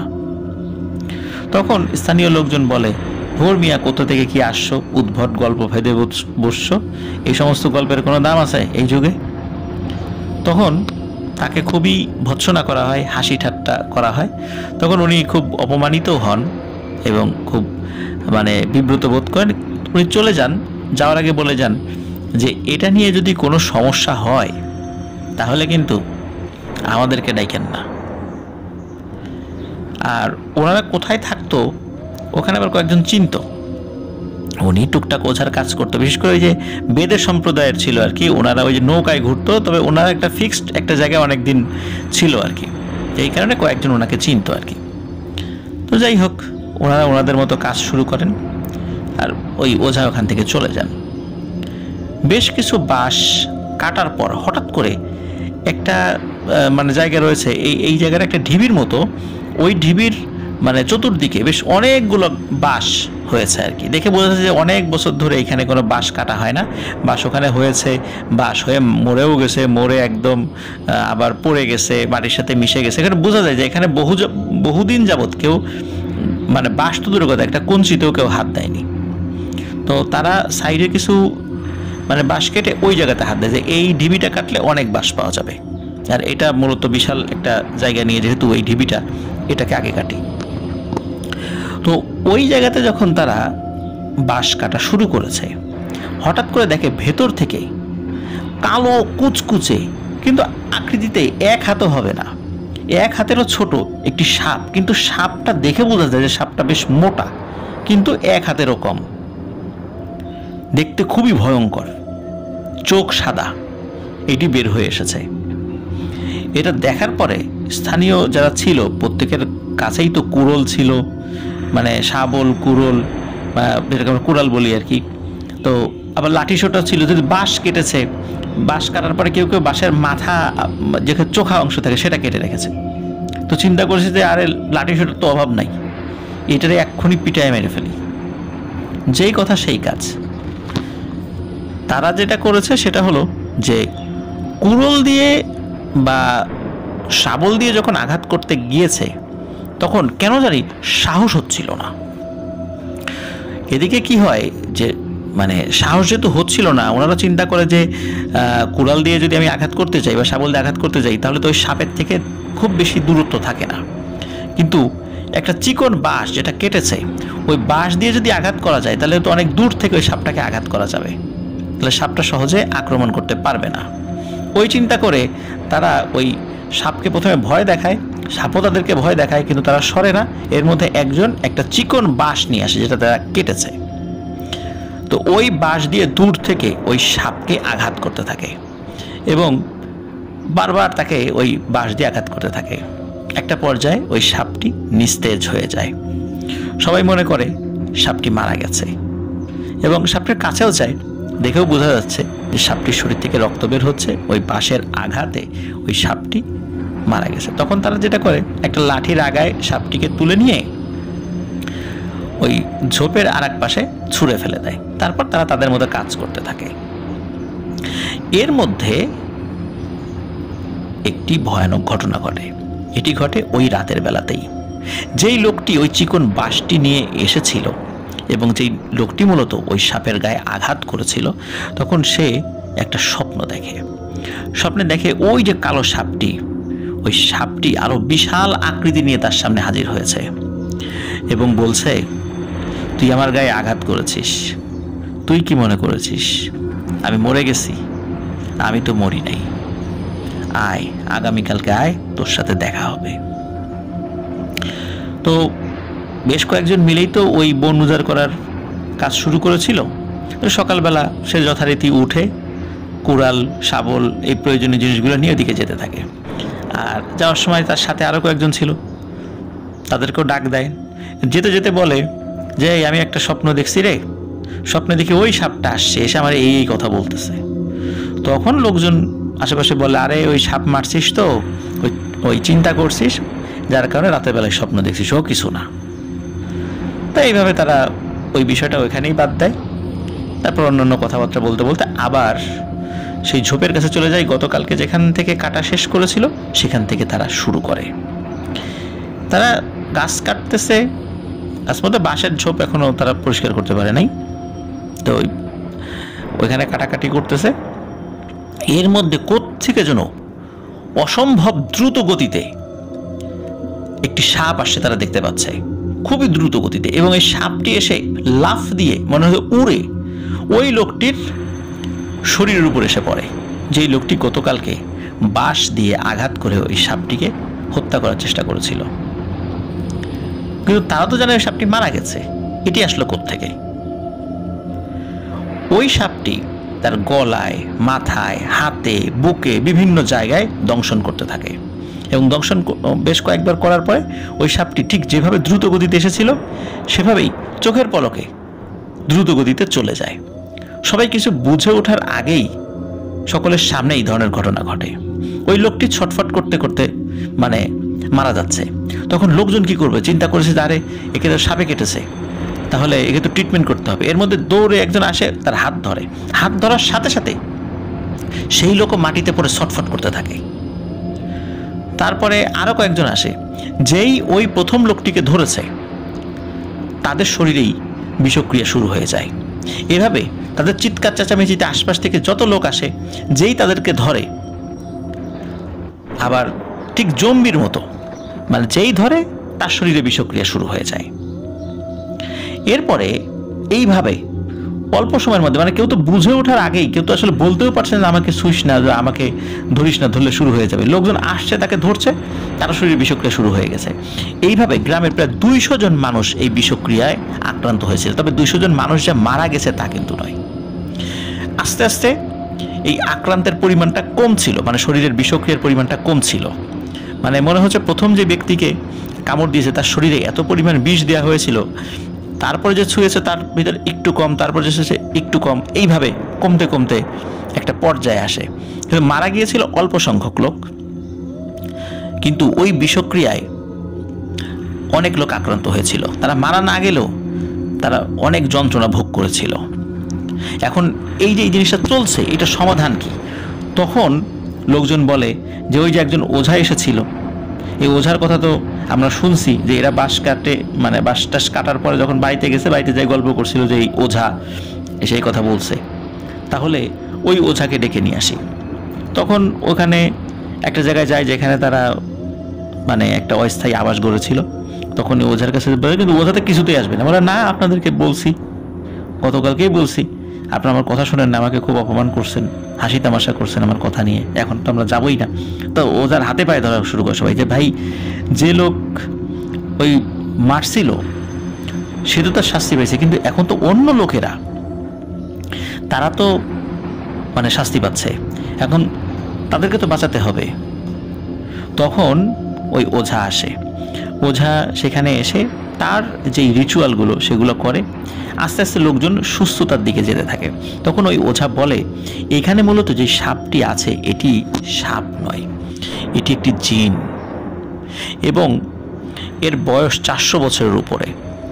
আপনারা যদি প্রথম দিনেই তাকে পরিপূর্ণভাবে হত্যাও করতেন, তারপরও আপনারা বাঁচতে পারতেন না, তাতে আরও বিপদ হতো। কারণ ওর এত বছর জীবনে ওর অসংখ্য সন্তান সন্ততি রয়েছে, যাদের আকার আকৃতিও ঠিক ওর মতোই, এক হাতের বেশি লম্বা না, কিন্তু ভয়ানক কালো। ওকে মেরে ফেললেও ওরা এসে প্রতিশোধ নিত, তখন পুরো গ্রামবাসীর উপর প্রতিশোধ নিত। যেহেতু ও মারা যায়নি, যার কারণে ও যাকে মেরেছিল সে তার উপরই শুধু প্রতিশোধ নিয়েছে। সুতরাং আর কোনো সমস্যা নেই, আপনাদের আর কোনো টেনশন নেই। তখন তারা তাদের মতো করে ট্রিটমেন্ট করে, ঝাড়ফুঁক করার মাধ্যম দিয়ে এই বিষয়টা সমাধান হয়েছিল। আসলে ডাক্তারের কাছে নিয়ে এই বিষয়টার সমাধান তারা কতটুকু করেছিলেন পরবর্তীতে এটি জানা যায়নি, তবে ওই ওঝাদের ঝাড়ফুঁকের মাধ্যম দিয়ে এই সমস্যার সমাধান হয়েছিল। প্রিয় লিসেনার্স, এমন কি কখনো শুনেছেন আপনারা যে একজনকে সাপে কেটেছে, বাট তাকে টাচ করার সাথে সাথে ওই সাপের বিষ তার শরীরের মধ্যে ঢুকে গিয়েছে? এমন কিন্তু আমি কখনো শুনিনি। নিশ্চয়ই এই সাপটি অলৌকিক সাপ না হলে এই বিষয়টি কখনোই সম্ভবপর বলে আমার মনে হয় না। আমার সাথে আপনারাও একমত হবেন যে এটি সাধারণ সাপ হলে এই ধরনের ঘটনা ঘটতো না। আমি জানি না এই ধরনের বিশেষ কোনো সাপের প্রজাতি পৃথিবীতে আছে কিনা, যদি সত্যি থেকেও থাকে আমার জানা নেই।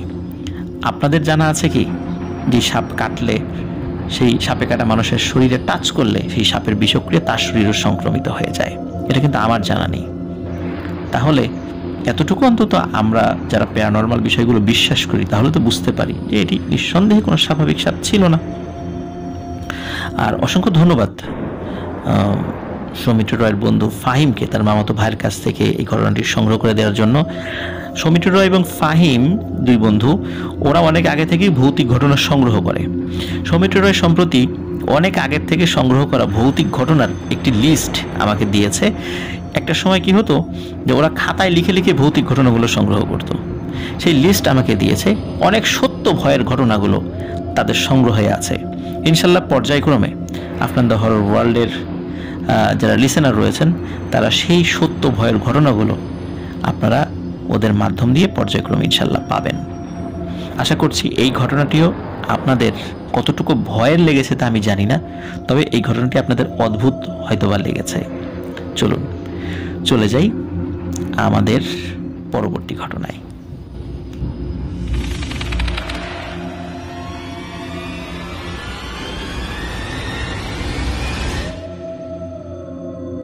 আবারও স্বাগতম জানাচ্ছি প্রিয় লিসেনার্স আমাদের দ্বিতীয় ঈদ স্পেশাল এপিসোডের পঞ্চম এবং শেষ ঘটনায়।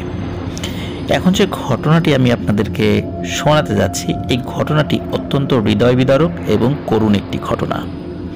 এই ঘটনাটি সৌমিত্র রয় সে আমাকে দিয়েছে, আর এই ঘটনাটির বিষয়ে বিস্তারিত জানতে পারে সে তার বন্ধু ফাহিমের থেকে।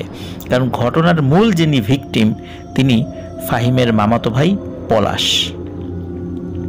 তো চলুন মূল ঘটনা শুনে আসি। পলাশ ভাই ওনার মা বাবা অনেক ছোট বয়সেই ওনাকে রেখে পৃথিবীর মায়া ত্যাগ করে চলে যান। ছোটবেলা থেকেই তিনি তার চাচাদের সহযোগিতায় বড় হতে থাকেন, লেখাপড়া করতে থাকেন এবং লেখাপড়ার জন্য মানে উচ্চশিক্ষা অর্জনের জন্য তিনি মালয়েশিয়াতে গমন করেন। মালয়েশিয়াতে গিয়ে তিনি স্টাডিও করছিলেন এবং সেই সাথে উনি ছোটোখাটো কাজও করতেন সেখানে। এভাবে ভালোই চলছিল। এভাবে দিন যেতে যেতে প্রায় 10 বছর পার হয়ে যায়। 10 বছরেরও বেশি সময় ধরে তিনি মালয়েশিয়াতে থাকেন, লেখাপড়াও শেষ হয়, সেখানে উনি ভালো একটা চাকরিও করছিলেন, ভালোই চলছিল সব কিছু। এরই মধ্যে ঘটে যায় একটি মারাত্মক ভুল, যে ভুলটি তার দ্বারা সংঘটিত হয়েছিল এবং ধারণা করা হয়, যদিও এটা 100% নিশ্চিত নয়, কিন্তু ধারণা করা হয় ওনার এই ভুলের কারণেই ওনার জীবনে নেমে এসেছিল অন্ধকার এবং যা তাকে ভয়ানক এক করুণ পরিণতির দিকে নিয়ে গিয়েছিল। চলুন সেই ঘটনা শুনে আসি। ঘটনার দিন ওনার অফিসে ছোটোখাটো কিছু সমস্যা হয়েছিল, কাজেরও প্রেশার ছিল, যার কারণে ওনার মাথা ঠান্ডা ছিল না, বেশ ওই দিন তার মেজাজ খুব গরম ছিল। উনি মালয়েশিয়ার যেই জায়গাটাতে থাকতেন, একটা বহুতল ভবনে তিনি থাকতেন, বহুতল ভবনের একটা অ্যাপার্টমেন্টে উনি থাকতেন, উনি একাই থাকতেন সেই অ্যাপার্টমেন্টে। ওই বহুতল ভবনের 6th ফ্লোর বা 7th ফ্লোর এরকম উঁচু ফ্লোরে তিনি থাকতেন। তো উনি যেদিন কাজ শেষ করে ঘরে আসেন, তো ঘরে আসার পর উনি যখন ওনার বেডরুমে প্রবেশ করেছেন, প্রবেশ করে উনি যখনই লাইট জ্বালিয়েছেন, দেখেন ওনার বিছানার উপরে একটা কুচকুচে কালো বিড়াল একদম বিছানার মাঝখানে খুব শান্ত হয়ে বসে আছে। এদিকে পলাশ ভাই ওনার অফিসে যেহেতু কিছুটা সমস্যা হয়েছিল, ওনার মেজাজও বিগড়েছিল, তার উপর ওনার পরিবারটি বিছানার মধ্যে এরকম একটা বেড়াল বসে থাকতে দেখে ওনার মেজাজ আরও বিগড়ে যায়। উনি এমনিতে আসলে বেড়াল খুব একটা পছন্দ করতেন না। তো উনি খেয়াল করলেন যে উনি ঘরে এসেছেন, লাইট জ্বালিয়েছেন, ওই বিড়ালটি তো তাকে দেখে একটু ভয় পাবে বা সরে যাবে। ওই বিড়ালের মধ্যে কোনো ভাবান্তর নেই, সে যেভাবে চুপচাপ বসেছিল সেভাবে বসে আছে এবং পলাশ ভাইয়ের দিকে তাকিয়ে আছে। পলাশ ভাই মানে প্রথমে একটু ধমক টমক দেন, দেখেন যে না, বিছানা থেকে সরে না, তো ওনার মেজাজ আরও গরম হয়। উনি চিন্তা করেন যে ঘর তো চারদিক থেকে মানে এমনভাবেই করা, মানে লাগানো, কোনো দিক থেকে তো আসলে এখানে বেড়াল আসার কোনো সুযোগই নেই। আর অন্যান্য যেই বারান্দা আছে, জানালা আছে, সেগুলো তো বন্ধ, সেখান দিয়েও তো আসলে আসার কোনো সুযোগ নেই। বারান্দা সাইডের দরজা সেটাও বন্ধ, বারান্দা সাইডের জানালা সেটাও বন্ধ, বেড়াল আসলো কোত্থেকে? আর তারপরে রুমে ঢোকার পরে উনি বেড়ালকে ধমক দিচ্ছেন, বেড়াল কিছুতেই সরছে না, এতে ওনার মেজাজ বিগড়ে যায়। উনি এক লাফ দিয়ে বিছানার উপর উঠে বসেন না, দাঁড়ান আর কি। তো দাঁড়ানোর পরে ওই বিড়ালের কোনো ভাবান্তর নেই, সে যেভাবে বসেছিল সেভাবেই আছে। তো উনি বিছানায় ওঠার পরেও যখন দেখলো যে ওই বিড়াল আসলে নড়াচড়া করে না, ওনার মেজাজটা এত বিগড়ে গেল যে কিরে, ঘরে আসলাম, আমাকে দেখে ভয়ও পেলি না, আবার ধমক দিলাম, নড়লিও না, চললিও না, বিছানায় উঠলাম তাও নড়াচড়া করলি না, তোর তো আজকে খবর আছে। মনে মনে এই চিন্তা করে পা দিয়ে সজোরে মারেন এক লাথি ওই বিড়ালের। বিড়াল এক লাথি খেয়ে বিছানা থেকে ঠাস করে ফ্লোরের উপর গিয়ে পড়ে। ফ্লোরের উপর গিয়ে পড়ার পর ঠিক যেখানে পড়ে সেখান থেকে 2 কদম সামনে এগিয়ে আবার সে ওইখানেই বসে পড়ে এবং পলাশ ভাইয়ের দিকে মুখ করে বসে পড়ে এবং রাগে সে গড় গড় গড় গড় শব্দ করছে। কিন্তু সে আসলে মানে শুরুতেও সে পলাশ ভাইকে ভয় দেখায়নি, থাকে না এরকম চোখ জল জল করছে, গড় গড় শব্দ করছে, ভয় দেখাচ্ছে। বিছানার উপর যখন বসেছিল এরকম কোনো সাউন্ড ওই বিড়াল করেনি, একদম নর্মাল একটা বিড়াল, ঠিক যেভাবে থাকে পোষা বিড়াল, মানে অনেক দিনের পোষা বিড়াল যেভাবে থাকে না, বাড়িতে কোনো নরম জায়গায় শুয়ে থাকে, ঘুমালে ডাকলেও ওঠে না, টেনে ধরলেও সে নড়াচড়া করে না, তো ওই রকম আর কি মনে হচ্ছে সে তার পোষা বিড়াল। সে ওইখান থেকে লাথি খেয়ে নিচে পড়ে গিয়ে আবার পলাশ ভাইয়ের দিকে তাকিয়ে কিছুটা গড় গড় গড় শব্দ করছে এবং কিছুক্ষণ পরে সেই শব্দ আর করে না, বসে থাকে ওভাবেই। এটা দেখে পলাশ ভাইয়ের আরও মেজাজ গরম হয় যে লাথি দিয়ে ফেলে দিলাম, ওই দরজা দিয়ে বের হয়ে যাবি তা না, ওই জায়গায় বসে আছে। তখন উনি আবার বিছানা থেকে নিচে নামেন লাফ দিয়ে, তারপরে একটার পর একটা ওই বিড়ালকে লাথি মারতে থাকেন। এক লাথিতে বিড়াল যত দূর যায় বিড়াল ঠিক তো সেখানেই বসে থাকে, আবার লাথি মারলে যতটুকু সরে যায় সে সেখানে বসে থাকে, মানে বিড়াল কিন্তু মানে পালিয়ে যাচ্ছে না। তো এইভাবে লাথি মারতে মারতে বিড়ালকে ঘরের মেইন দরজা দিয়ে বের করে দেয় এবং সিঁড়ির ওখান থেকে আরও একটা সজোরে লাথি মেরে সিঁড়ি থেকে নিচে ফেলে দেয়। তখন দেখে বিড়ালটি হেঁটে চলে গেল। তখন উনিও হাফ ছেড়ে বাঁচলেন, যাক ঝামেলা বিদায় হলো। কোত্থেকে এই উৎপাত এসে ঘরের মধ্যে ঢুকে পড়েছিল। যাই হোক, উনি ফ্রেশ হয়ে খাওয়া দাওয়া করে শুয়ে পড়েন, পরের দিন অফিসে যান। তো এই ঘটনার কয়েকদিন পর থেকে মূলত ঘটনার সূত্রপাত হয় না, কোনো অলৌকিক ঘটনার সূত্রপাত হয় না। তার ঘরে যে প্যারানরমাল কোনো কিছু হচ্ছিল বিষয়টা এরকম নয়, সম্পূর্ণ ভিন্ন ধরনের এক ঘটনার সূত্রপাত হয়। সেটি হলো, হঠাৎ করে উনি ফিল করছিলেন উনি খুব অসুস্থ, ওনার হাতে ব্যথা, পায়ে ব্যথা, কোমরে ব্যথা, শরীর খুব জ্বালাপোড়া করছে, মাথা ব্যথা, কাজই করতে পারছেন না, এমন একটা সমস্যা। প্রথমে মনে করেছিলেন যে এটা স্বাভাবিক বিষয়, হয়তোবা অফিসে কাজের চাপ একটু বেশি হওয়ার কারণে এরকমটা হচ্ছে, এটা একটু বিশ্রাম নিলেই ঠিক হয়ে যাবে। এই জন্য উনি বিশ্রাম নিয়ে দেখলেন যে আসলে ঠিক হয় কিনা, কিন্তু দেখলেন যে না, ঠিক হচ্ছে না। তখন স্বাভাবিক কিছু নর্মাল ওষুধ খেলেন এই ধরনের সমস্যার জন্য, কিন্তু ওষুধ খেয়েও অবস্থার কোনো উন্নতি হলো না। তখন তিনি ডাক্তার দেখালেন। ডাক্তার সাধারণ কিছু টেস্ট করলেন, টেস্ট করে ওই মালয়েশিয়ান ডাক্তার আর কি, বললেন যে আপনার তো কোনো সমস্যা নেই। তো ডাক্তার এমনি কিছু ওষুধ টষুধ দেয়, সেগুলোও খান, কিন্তু অবস্থার কোনো উন্নতি হয় না। এদিকে উনি চিন্তা করছিলেন যে হঠাৎ করে আমার এই অসুস্থতাটা কেন দেখা দিল, ওই বিড়ালকে আঘাত করলাম এই কারণে না তো। চিন্তা করে, আরে ধুর, ওটা কোথাকার কোন বিড়াল, ওটা স্ট্রিট ক্যাট, মানে রাস্তার বিড়াল আসছিল, ঝেঁটিয়ে বিদায় করেছি, ঝামেলা শেষ। এমনিতেই কি মানুষ অসুস্থ হতে পারে না? হতেই পারে, এইভাবে উনি চিন্তা করছেন। কিন্তু ওনার অসুস্থতা যখন বেড়ে যাচ্ছিল তখন উনি আরও ভালো চিকিৎসা গ্রহণের চেষ্টা করেন এবং ওখানকার ডাক্তাররা ওনার আরও কিছু টেস্ট দেন। ওই টেস্টের রিপোর্ট যখন তিনি পান এবং ডাক্তাররা তাকে যে কথা বলেন সেটা শুনে উনি তো পুরো আকাশ থেকে পড়েন। ডাক্তাররা তাকে বলেন তিনি ক্যান্সারে আক্রান্ত, আর এই ক্যান্সারটা নাকি একদম লাস্ট স্টেজে রয়েছে, মানে উনি একদম শেষ পর্যায়ে আছেন। এটা কিন্তু 2018 সালের শেষ দিকের ঘটনা। উনি তখন বলছেন যে ক্যান্সার আমার কিভাবে হলো, আমি যদি ক্যান্সারের লাস্ট স্টেজেই থাকি তাহলে তো শুরুর থেকে তো আমার কোনো অসুস্থতা আমি উপলব্ধি করব। কই, আমি তো দীর্ঘদিন ধরে কাজ করছি, কোনো ধরনের কোনো অসুস্থতা আমি ফিল করি নাই। ডাক্তাররা বলছেন যে আপনি কি বলেন, আপনি কিছুই ফিল করেন নাই? বলে না তো। ডাক্তাররাও অবাক, এটা কিভাবে সম্ভব? আপনি যে স্টেজে আছেন এরও তো আরও বছরখানেক আগ থেকে, মিনিমাম বছরখানেক আগ থেকে আপনার অসুস্থতা শুরু হয়েছে বলে আমাদের রিপোর্ট বলছে, কিন্তু আপনি বলছেন যে আপনার কোনো সিমটম দেখা যায়নি, আপনি কোনো অসুস্থতা বোধ করেননি। এটা কিভাবে সম্ভব? এটা তো বিশ্বাসযোগ্য মনে হচ্ছে না আমাদের কাছে। তো উনিও বলেন যে এটা তো আমার কাছেও বিশ্বাসযোগ্য মনে হচ্ছে না যে এটা হতে পারে, আপনাদের রিপোর্টে কোথাও ভুল আছে। তখন ডাক্তারও চিন্তিত হন এবং তাকে আরও কিছু টেস্ট করাতে বলেন। বারবার টেস্টের রিপোর্ট একই আসে, তার ক্যান্সার ধরা পড়েছে। এখন উনি এই বিদেশ বিভুঁইয়ে কি করবেন? ওনার মা বাবা তো ছোটবেলাতেই ওনাকে রেখে পৃথিবী থেকে চলে গেছেন, ওনার তো এখানে কেউ নেই। চাচারা আছে বাংলাদেশে। পরে চাচাদের সাথে কথা বলে তাদের পরামর্শে উনি বাংলাদেশে চলে আসেন, যে যতদিন জীবিত আছেন ততদিন উনি তার আত্মীয় স্বজনদের সান্নিধ্যে থাকতে চান, আর বাইরে থাকতে চান না, এবং দেশে থেকেই চিকিৎসা করাতে চান। উনি বাংলাদেশে আসেন, ওনার চিকিৎসা শুরু হয়।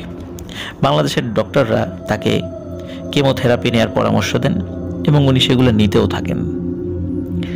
উনি বাংলাদেশে আসার পর মূলত ওনার সাথে অদ্ভুত কিছু ঘটনা ঘটতে থাকে। সেটি হলো, উনি বাংলাদেশে আসার কিছুদিন পর থেকে ওনার ঘরে হোক, তা দিনের বেলা হোক বা রাতের বেলা হোক, উনি ঘরে কোনো এক অশরীরীর উপস্থিতি টের পেতেন, যেটা উনি টের পেতেন, অন্য কেউ বুঝতো না।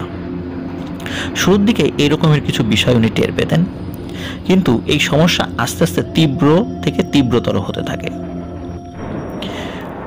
এই সমস্যাটা প্রকট আকার ধারণ করে যখন থেকে উনি যখন ফিল করতেন যে উনি যখন ঘুমাতেন তখন ওনার বুকের উপর কেউ একজন উঠে বসেছে।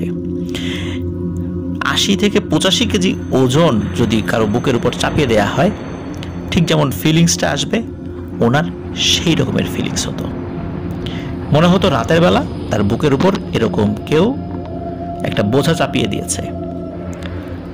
উনি শুরুর দিকে মনে করেছিলেন এটা স্লিপ প্যারালাইজ, মানে বোবাই ধরা আমরা যেটা বলি, কিন্তু না, ওনার কাছে মনে হচ্ছিল এটা বোবাই ধরা নয়। তারপর থেকে উনি একজন হুজুরের শরণাপন্ন হন।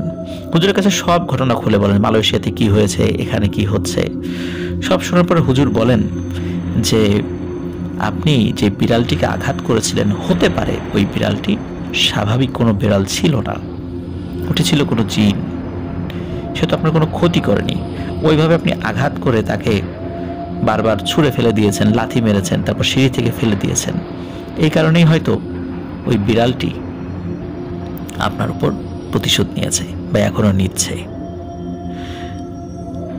পলাশ ভাই কিন্তু ওনার এই মানে ঘটনার কারণে, বিশেষ করে বিড়ালকে আঘাত করার কারণে, ওই মালয়েশিয়া থেকেই খুব অনুশোচনা নিজের মনের মধ্যে বোধ করতেন।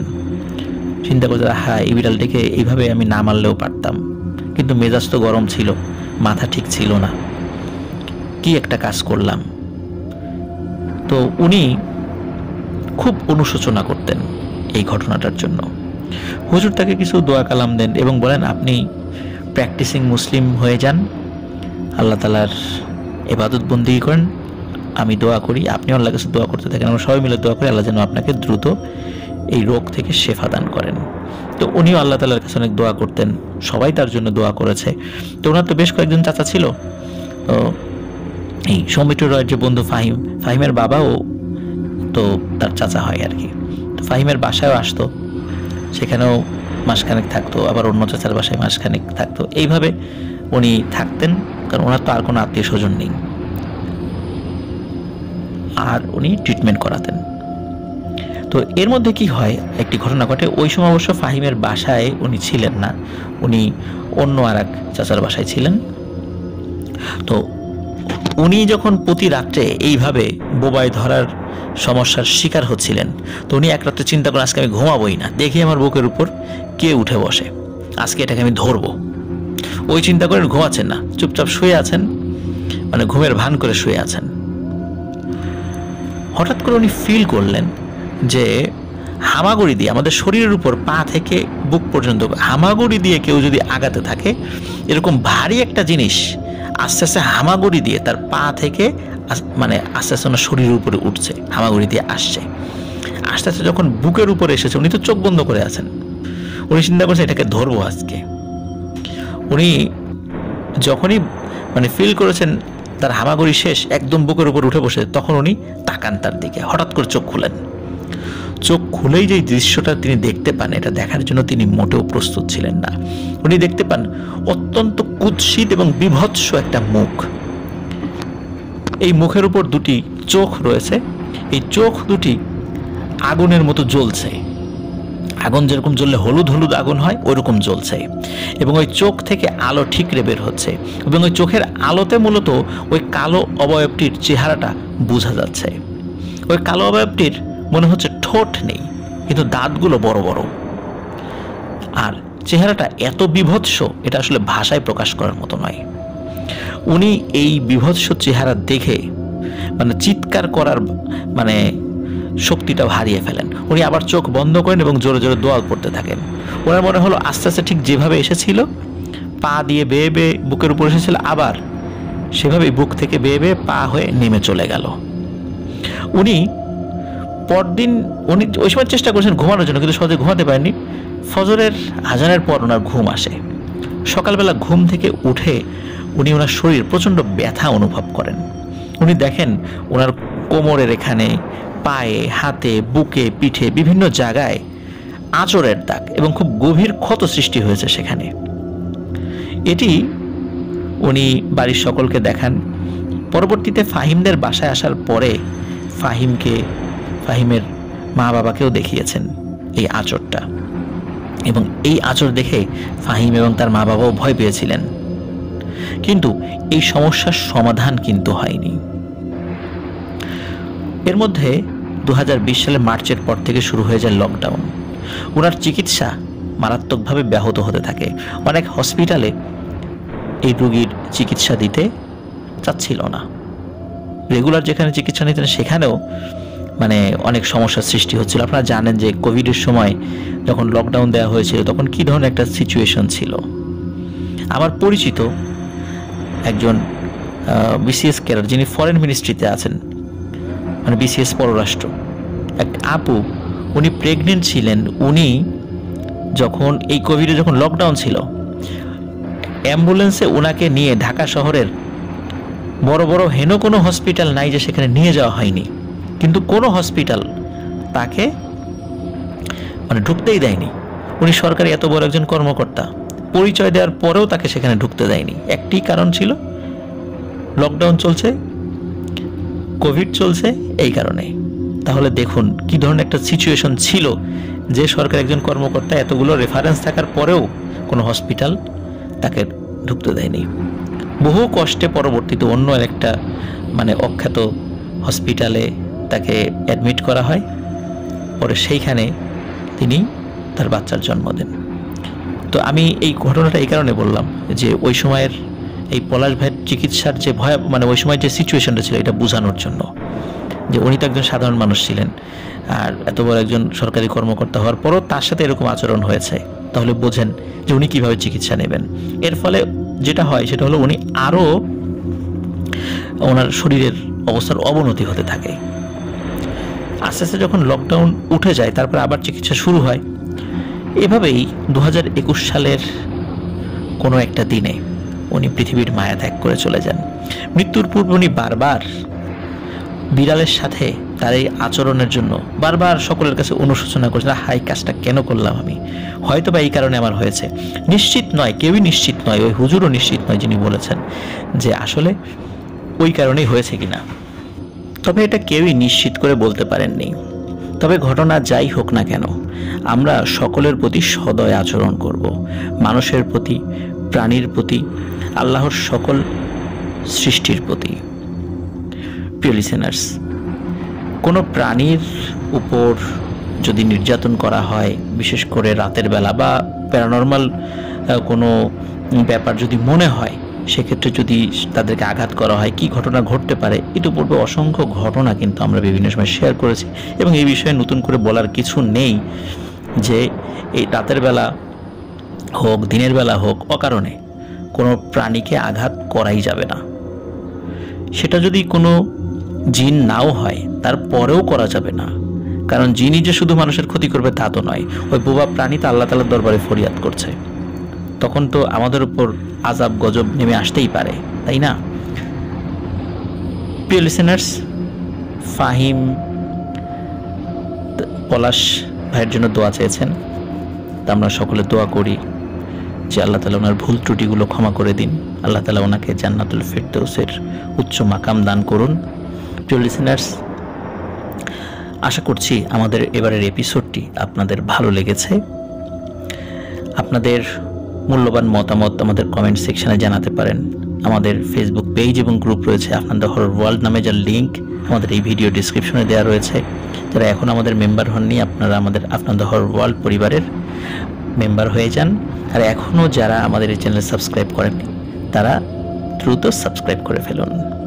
প্রিয় লিসেনার্স, আগামীকাল আরও একটি এপিসোড নিয়ে হাজির হচ্ছি, যেটা আমাদের ঈদের তৃতীয় স্পেশাল এপিসোড এবং শেষ এপিসোড। আশা করছি সেই এপিসোডটিও আপনাদের সকলের ভালো লাগবে। তারপর থেকে কিন্তু আমাদের রেগুলার যেই এপিসোডগুলো আমরা প্রচারিত করার চেষ্টা করি, যেমন বৃহস্পতিবার আপনাদের পাঠানো ঘটনাগুলি নিয়ে, তারপর মাঝে মাঝে ফ্রাইডে স্পেশাল এপিসোড করি, শনিবার রিমেম্বারিং স্টোরিজ নিয়ে আমরা এপিসোড করি এবং সোমবার অমীমাংসিত রহস্য নিয়ে এপিসোড করি। আশা করছি আপনারা আমাদের সাথে থাকবেন। সবাই ভালো থাকুন, সুস্থ থাকুন। আবারও জানাচ্ছি ঈদ মোবারক। আসসালামু আলাইকুম।